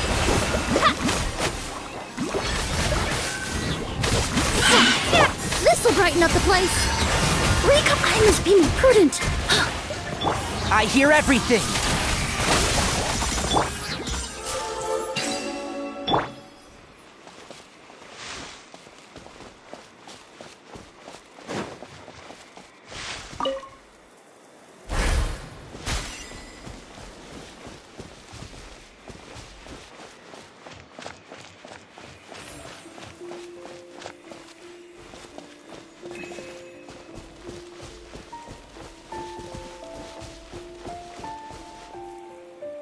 A plant that destroys seeds.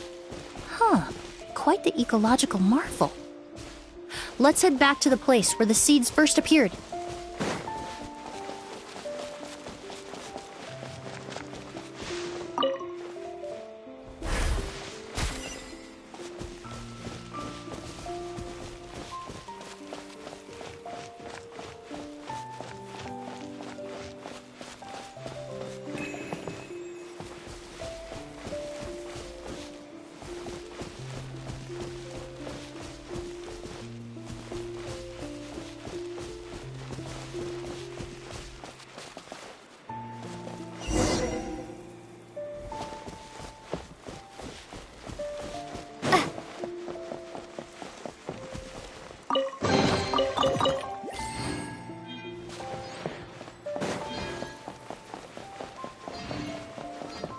The scent of flowers is getting stronger. We're almost at the end.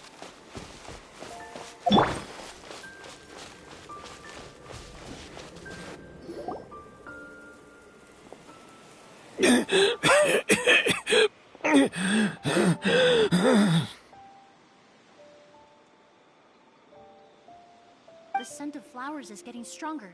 We're almost at the end. Did they catch up that fast? No. My strength is just waning.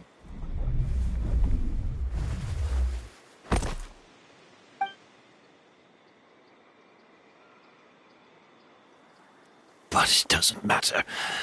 This is far enough.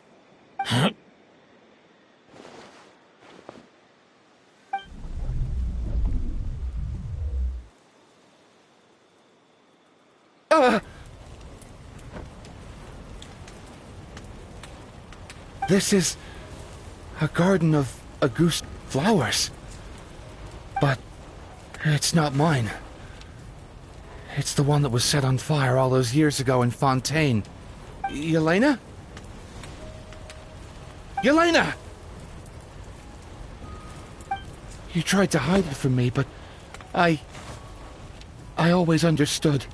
The reason why you continued to use the delusion, the reason why you set your garden on fire, it was all because of me. I shouldn't have listened to you that day. I shouldn't have taken the Mora and ran. But by the time I realized something wasn't right, there was nothing left. The flowers were gone. And so were you.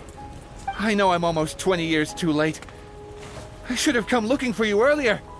I should have died with you that day.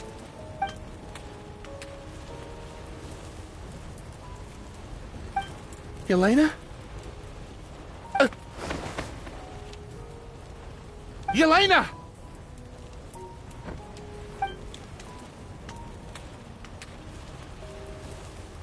No! Don't leave me! Please! Yelena!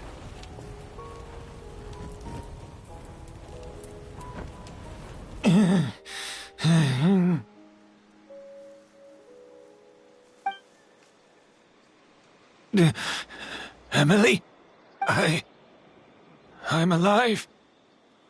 No, that's not possible.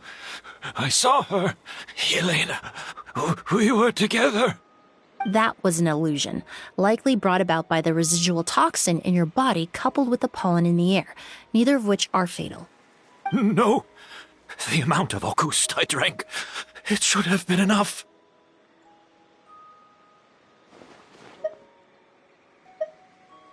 A fake?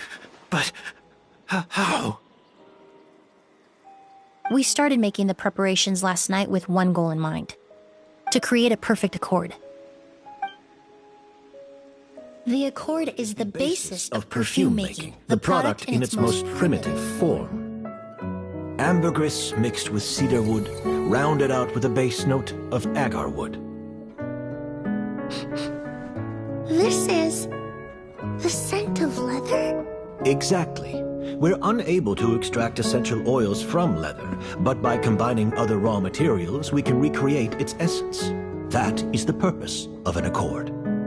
Does that mean you can recreate any scent in the whole world? I'm afraid not. Certain fragrances in this world are simply one of a kind. That quality is what draws people in and fuels their obsessions. If I wear a goose to the ball, I'll also be one of a kind. Our competitor already got their hands on it. It doesn't matter how much it costs. I have to buy something better. This fragrance will be one of a kind, no more. Myths can be deconstructed. Miracles can be recreated. All it takes is skill, experience, limitless exploration, and a little patience.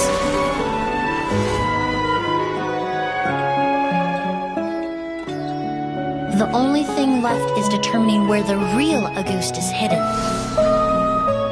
Pretending to be attacked means he's not free to move around. Auguste must be hidden within reach. Paimon took a peek through the window earlier and his house was packed with flowers. The curator commissioned a flower pot from Kasharawar, capable of retaining heat and moisture. Perfumes are as beautiful as flowers, and equally as delicate. When stored, you must take care to control the temperature and keep them away from direct sunlight. Did you get all that, Emilie? I got it.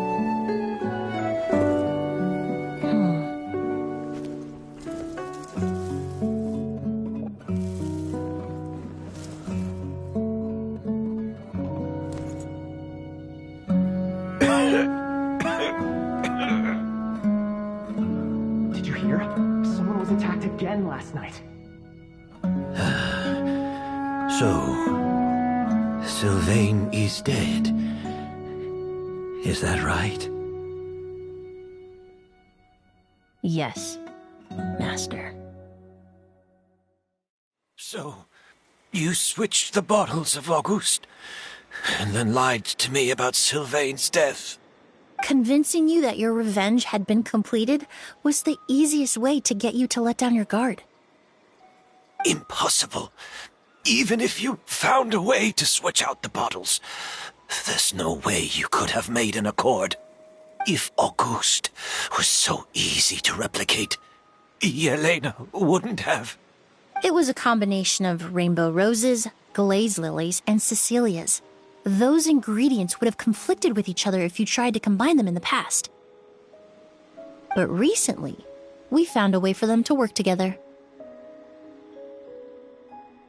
Rainbow roses, glaze lilies, and Cecilias. Auguste was created over 10 years ago. All this time, people never stopped analyzing it, never stopped trying to recreate it. Perfumery techniques are advancing day by day. We've found better ways to extract essential oils, separate oils and fats. We even discovered new ways to combine fragrances together. The mythos surrounding Auguste may have been untouchable almost 20 years ago, but now it's time for it to become a thing of the past. The past? You've been working as a perfumer for all these years. You should have always known that it is possible to make an accord, even if only in theory. But the meaning you assigned to Auguste became so inflated, you allowed yourself to get lost in it. just like the perfume mania that captivated the public all those years ago. You believed in its divinity and grandeur. You believed it was entirely one of a kind. Your obsession with the goose is also what allowed us to predict how you intended your plan to end and to make preparations in advance. We just didn't expect it to happen so fast.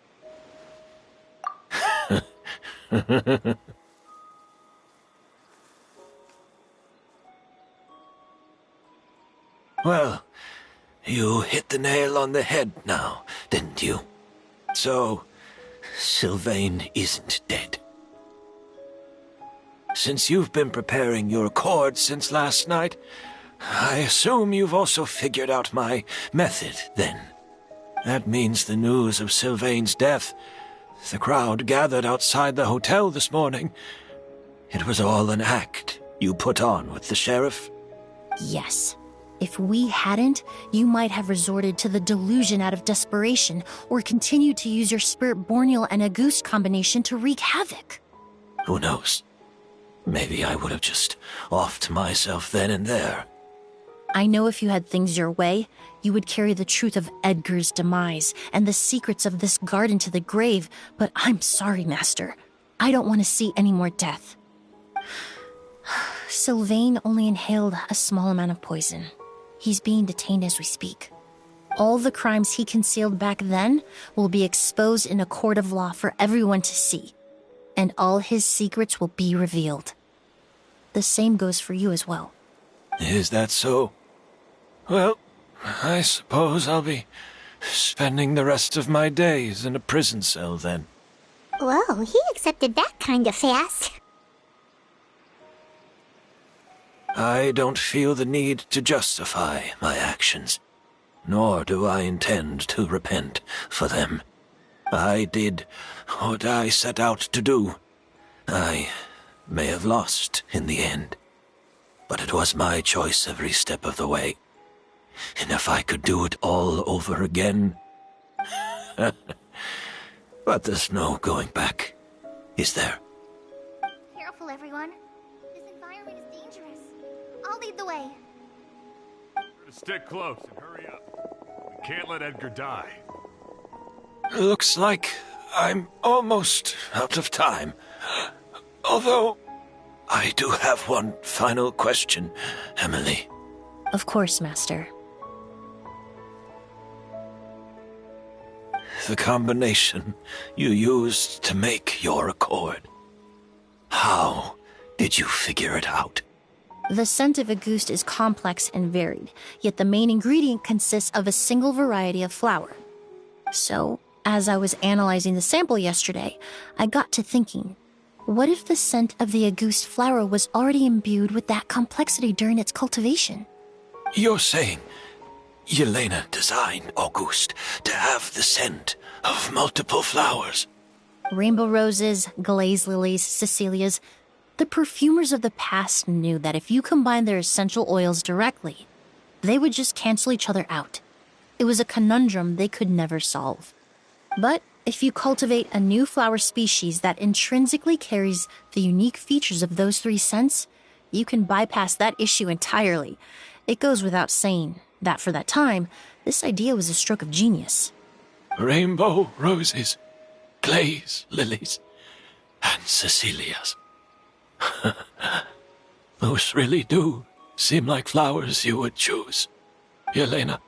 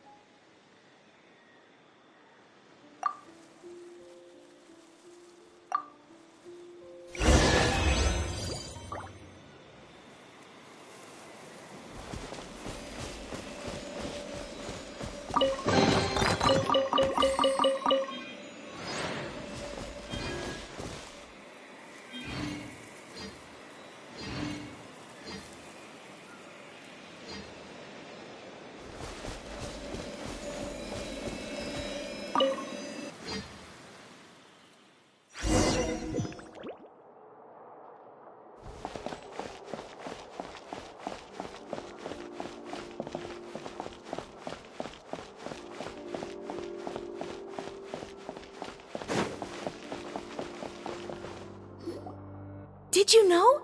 Miss Emilie's releasing a new perfume! Right, I heard about that. I think it's called Yelena.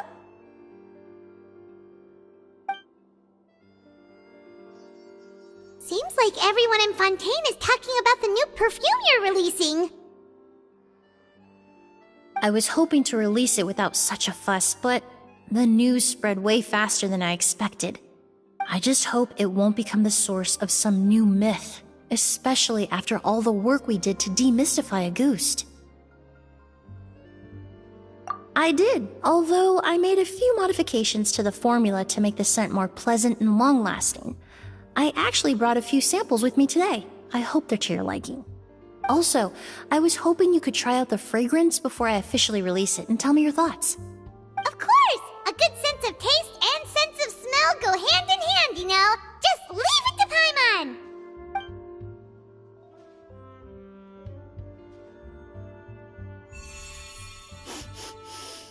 Oh, it smells great! It's alright. All feedback is worth considering. Besides, when it comes to perfume, commenting on whether it smells good is the most straightforward assessment you can ask for. There doesn't always have to be a deeper meaning.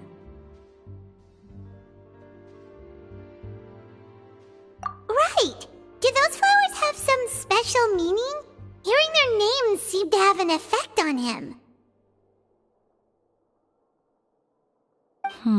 If I had to guess, I'd say it probably has something to do with the language of flowers. The language of flowers? Oh, we've heard of that before! Paimon remembers hearing something like, the Cecilia represents the true feelings of the prodigal son?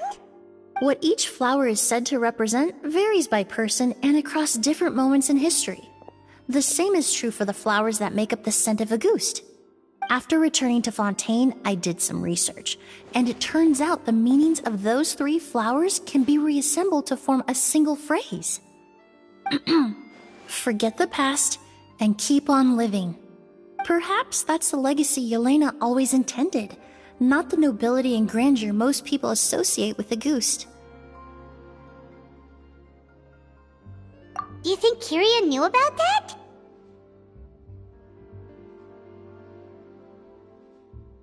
I paid him a visit before his trial and explained what I found, but he didn't seem to care.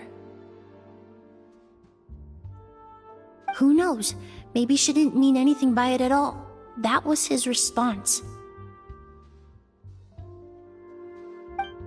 Yelena is gone. We'll never know what she was thinking. We can look for meaning all we want, but it'll never be anything but conjecture. Even if that is what she was trying to say, I would never be able to forget her. Avenging her death? That was the meaning I chose for my life. Kyria cultivated his revenge like a flower. He was committed to making it bloom, even if in the end, it didn't bear the fruit he was hoping for. In any case, he did want me to pass along his thanks. Thank you for saving my life, for giving me the chance to learn that Auguste could have carried a very different meaning. Love and hatred are a privilege of the living. When someone dies, their thoughts, feelings, and intentions die with them. In that sense, what Auguste truly represents in the language of flowers will forever remain a mystery. But even if it's only a conjecture, I would like to believe my own interpretation. The meaning we give to flowers, the symbolism we assign to our perfumes, they're constantly twisted and exploited in our imperfect world. And yet, at the very outset, they're born from the simplest and most beautiful desires we hold in our heart.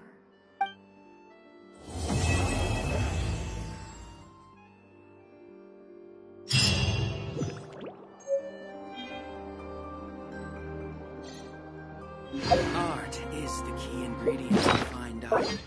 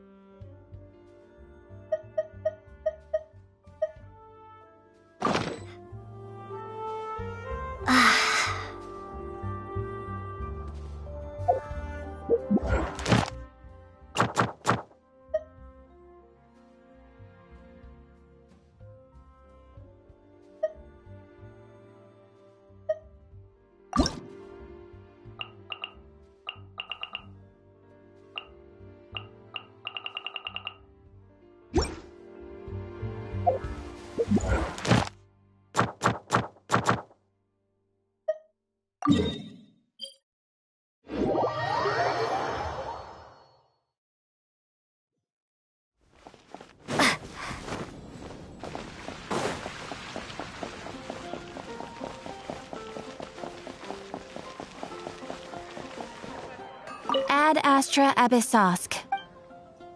Thank you for completing today's Ad Astra.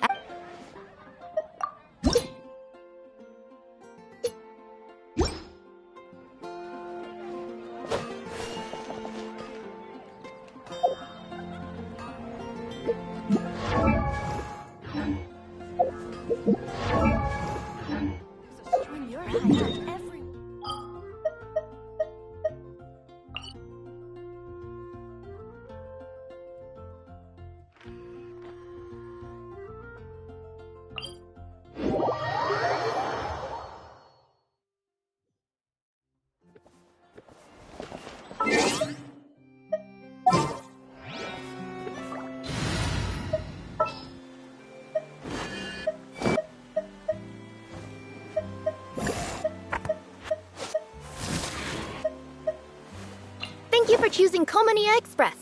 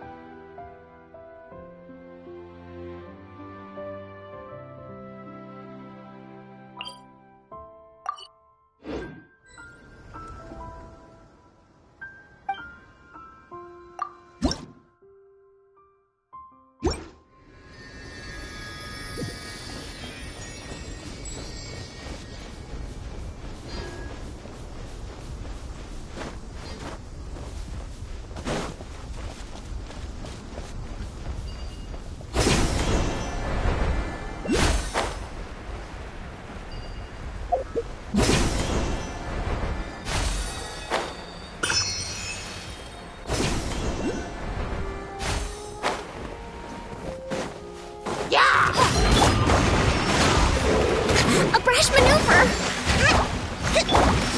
Coming through! Dumpy dumpy go! Boing boing boom!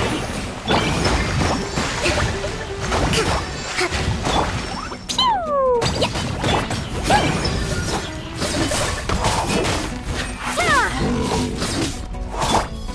Go! Rust and rebuild!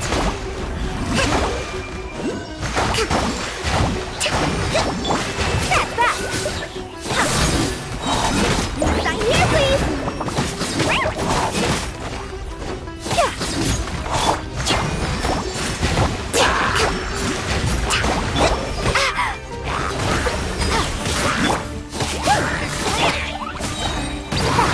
Blow them all up! Boing, boing, boom!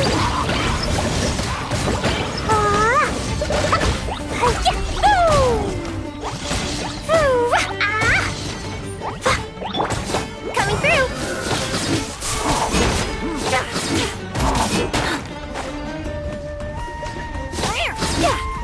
that!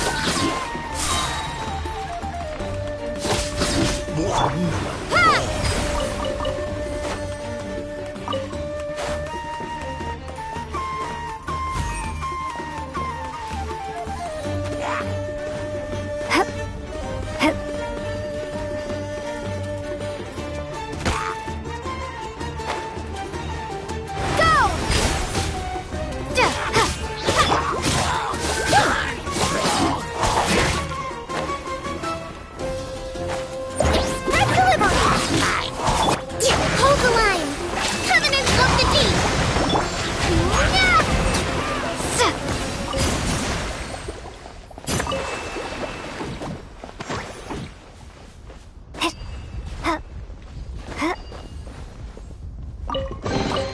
I'll keep this close.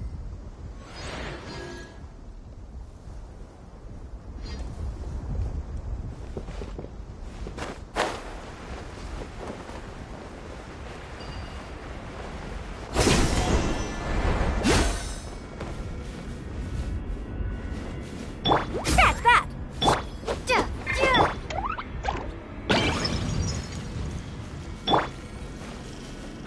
Water jet!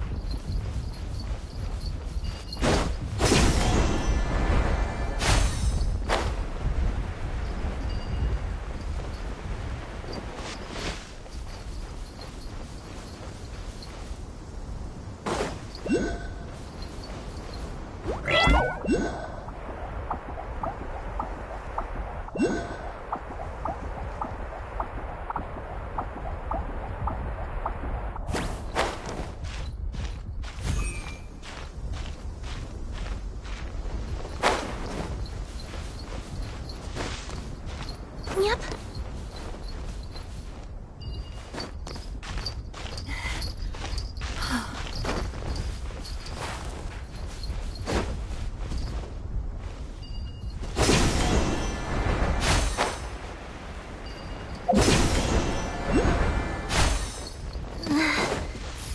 being wedged into my paw pads feels kinda weird.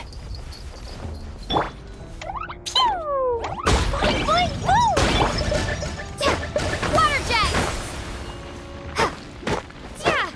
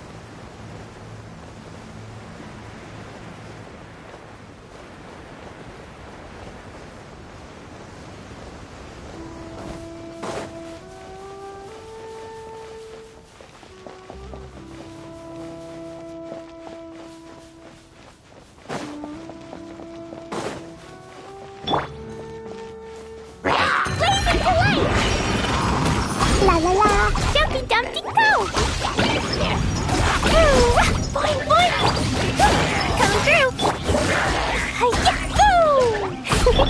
Allow me!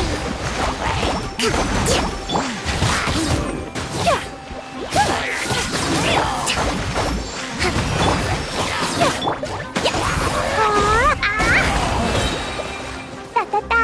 Blow them all up! Pew! Coming through! Service with a smile!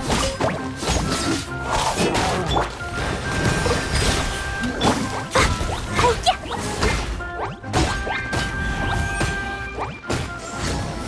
Jumpy dumpy go! La la la! Hold the line! Water jet!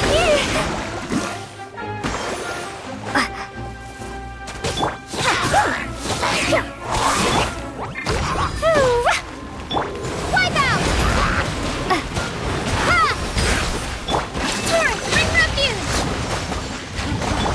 That's that! Allow me!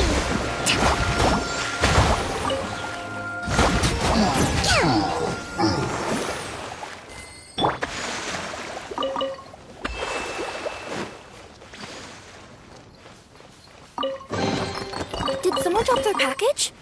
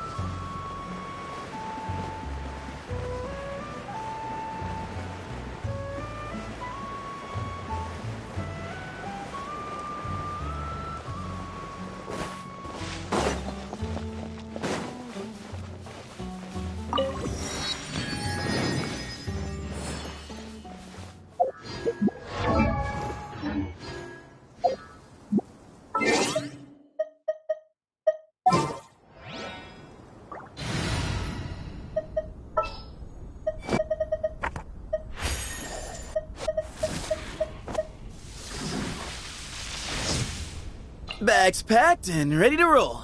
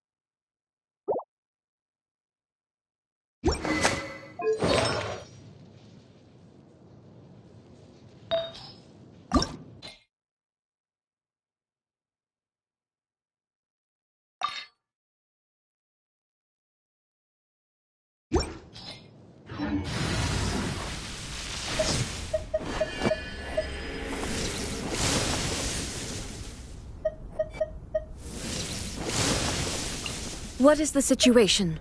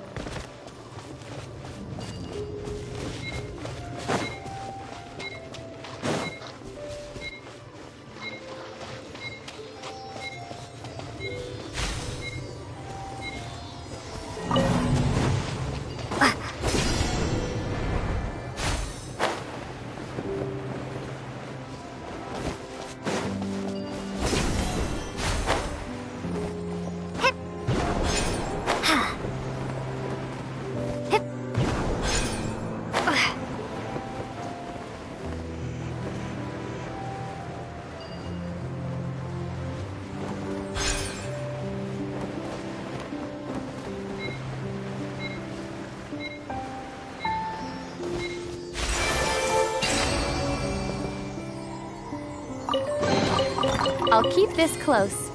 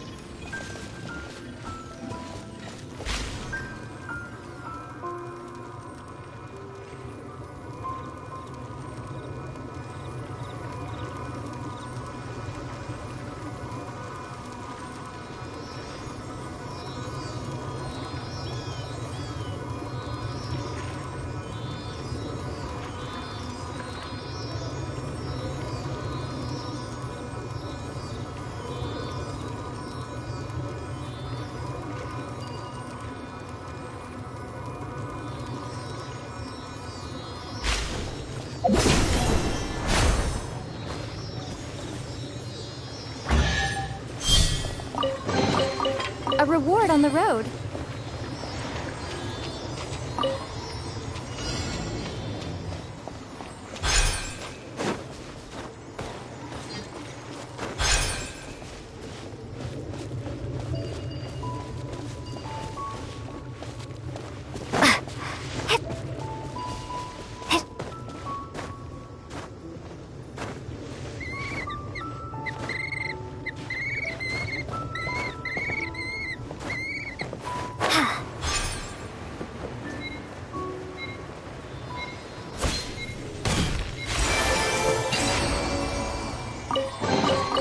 Is this an answer from this world?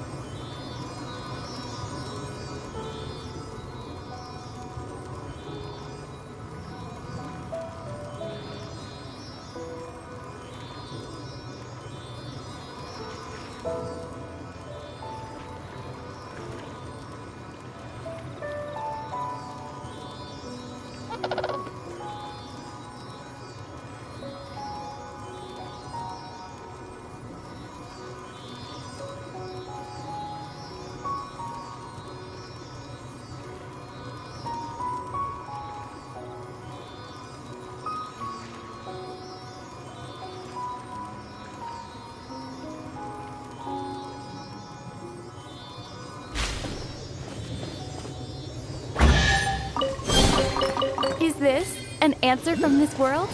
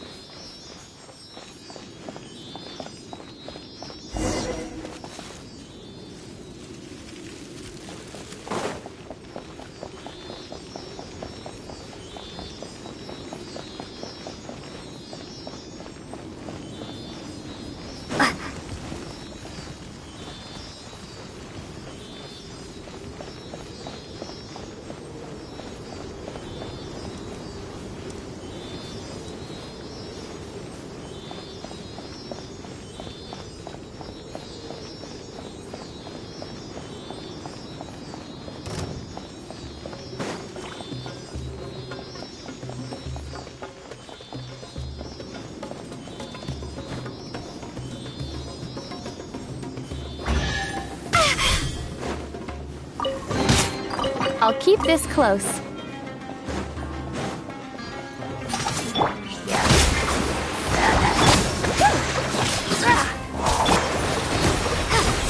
Illusion shattered!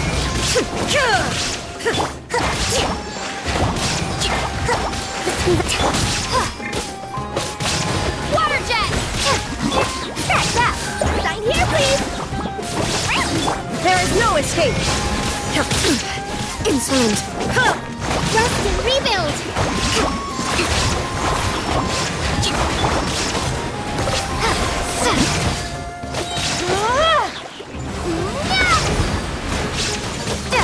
Illusion shattered!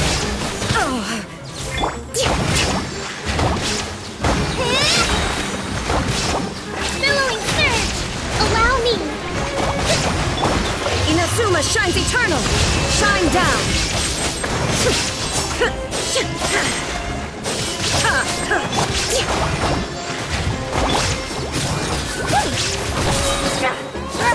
Express delivery! Nada Kondala.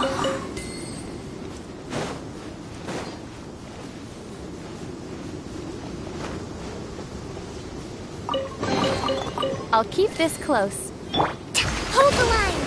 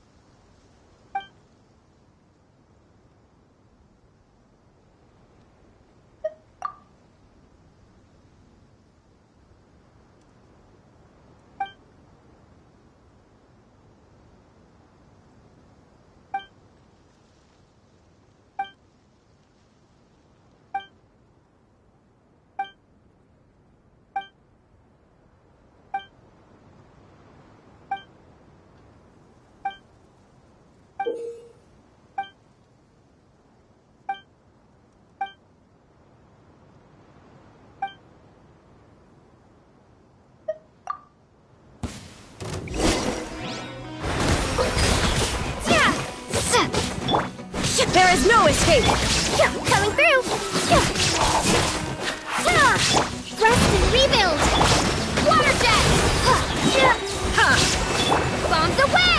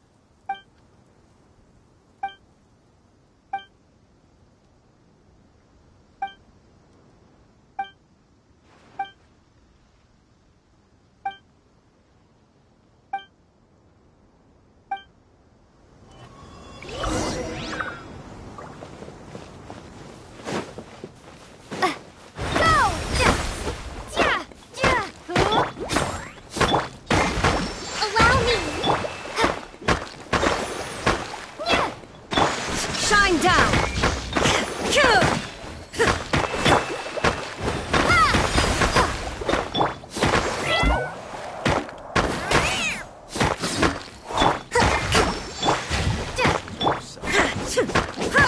Illusion shattered!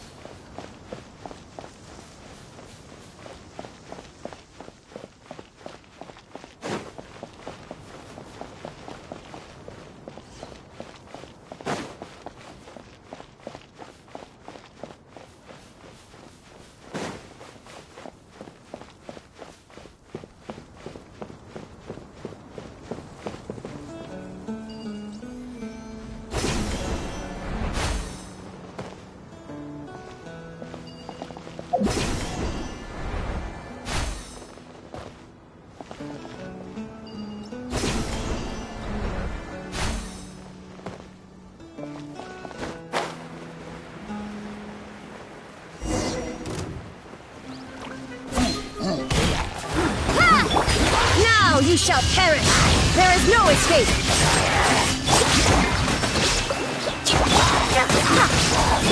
Torn, bring refuge!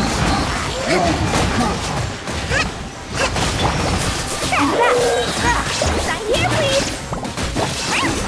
Water jet!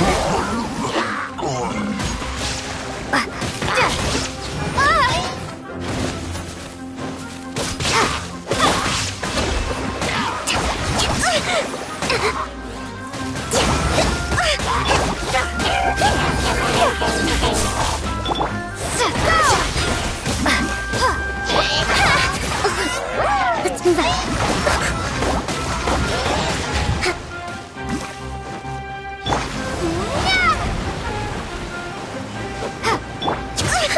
New strategy needed. Maybe I wasn't meant for this world.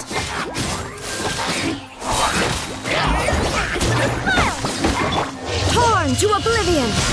Illusion shattered!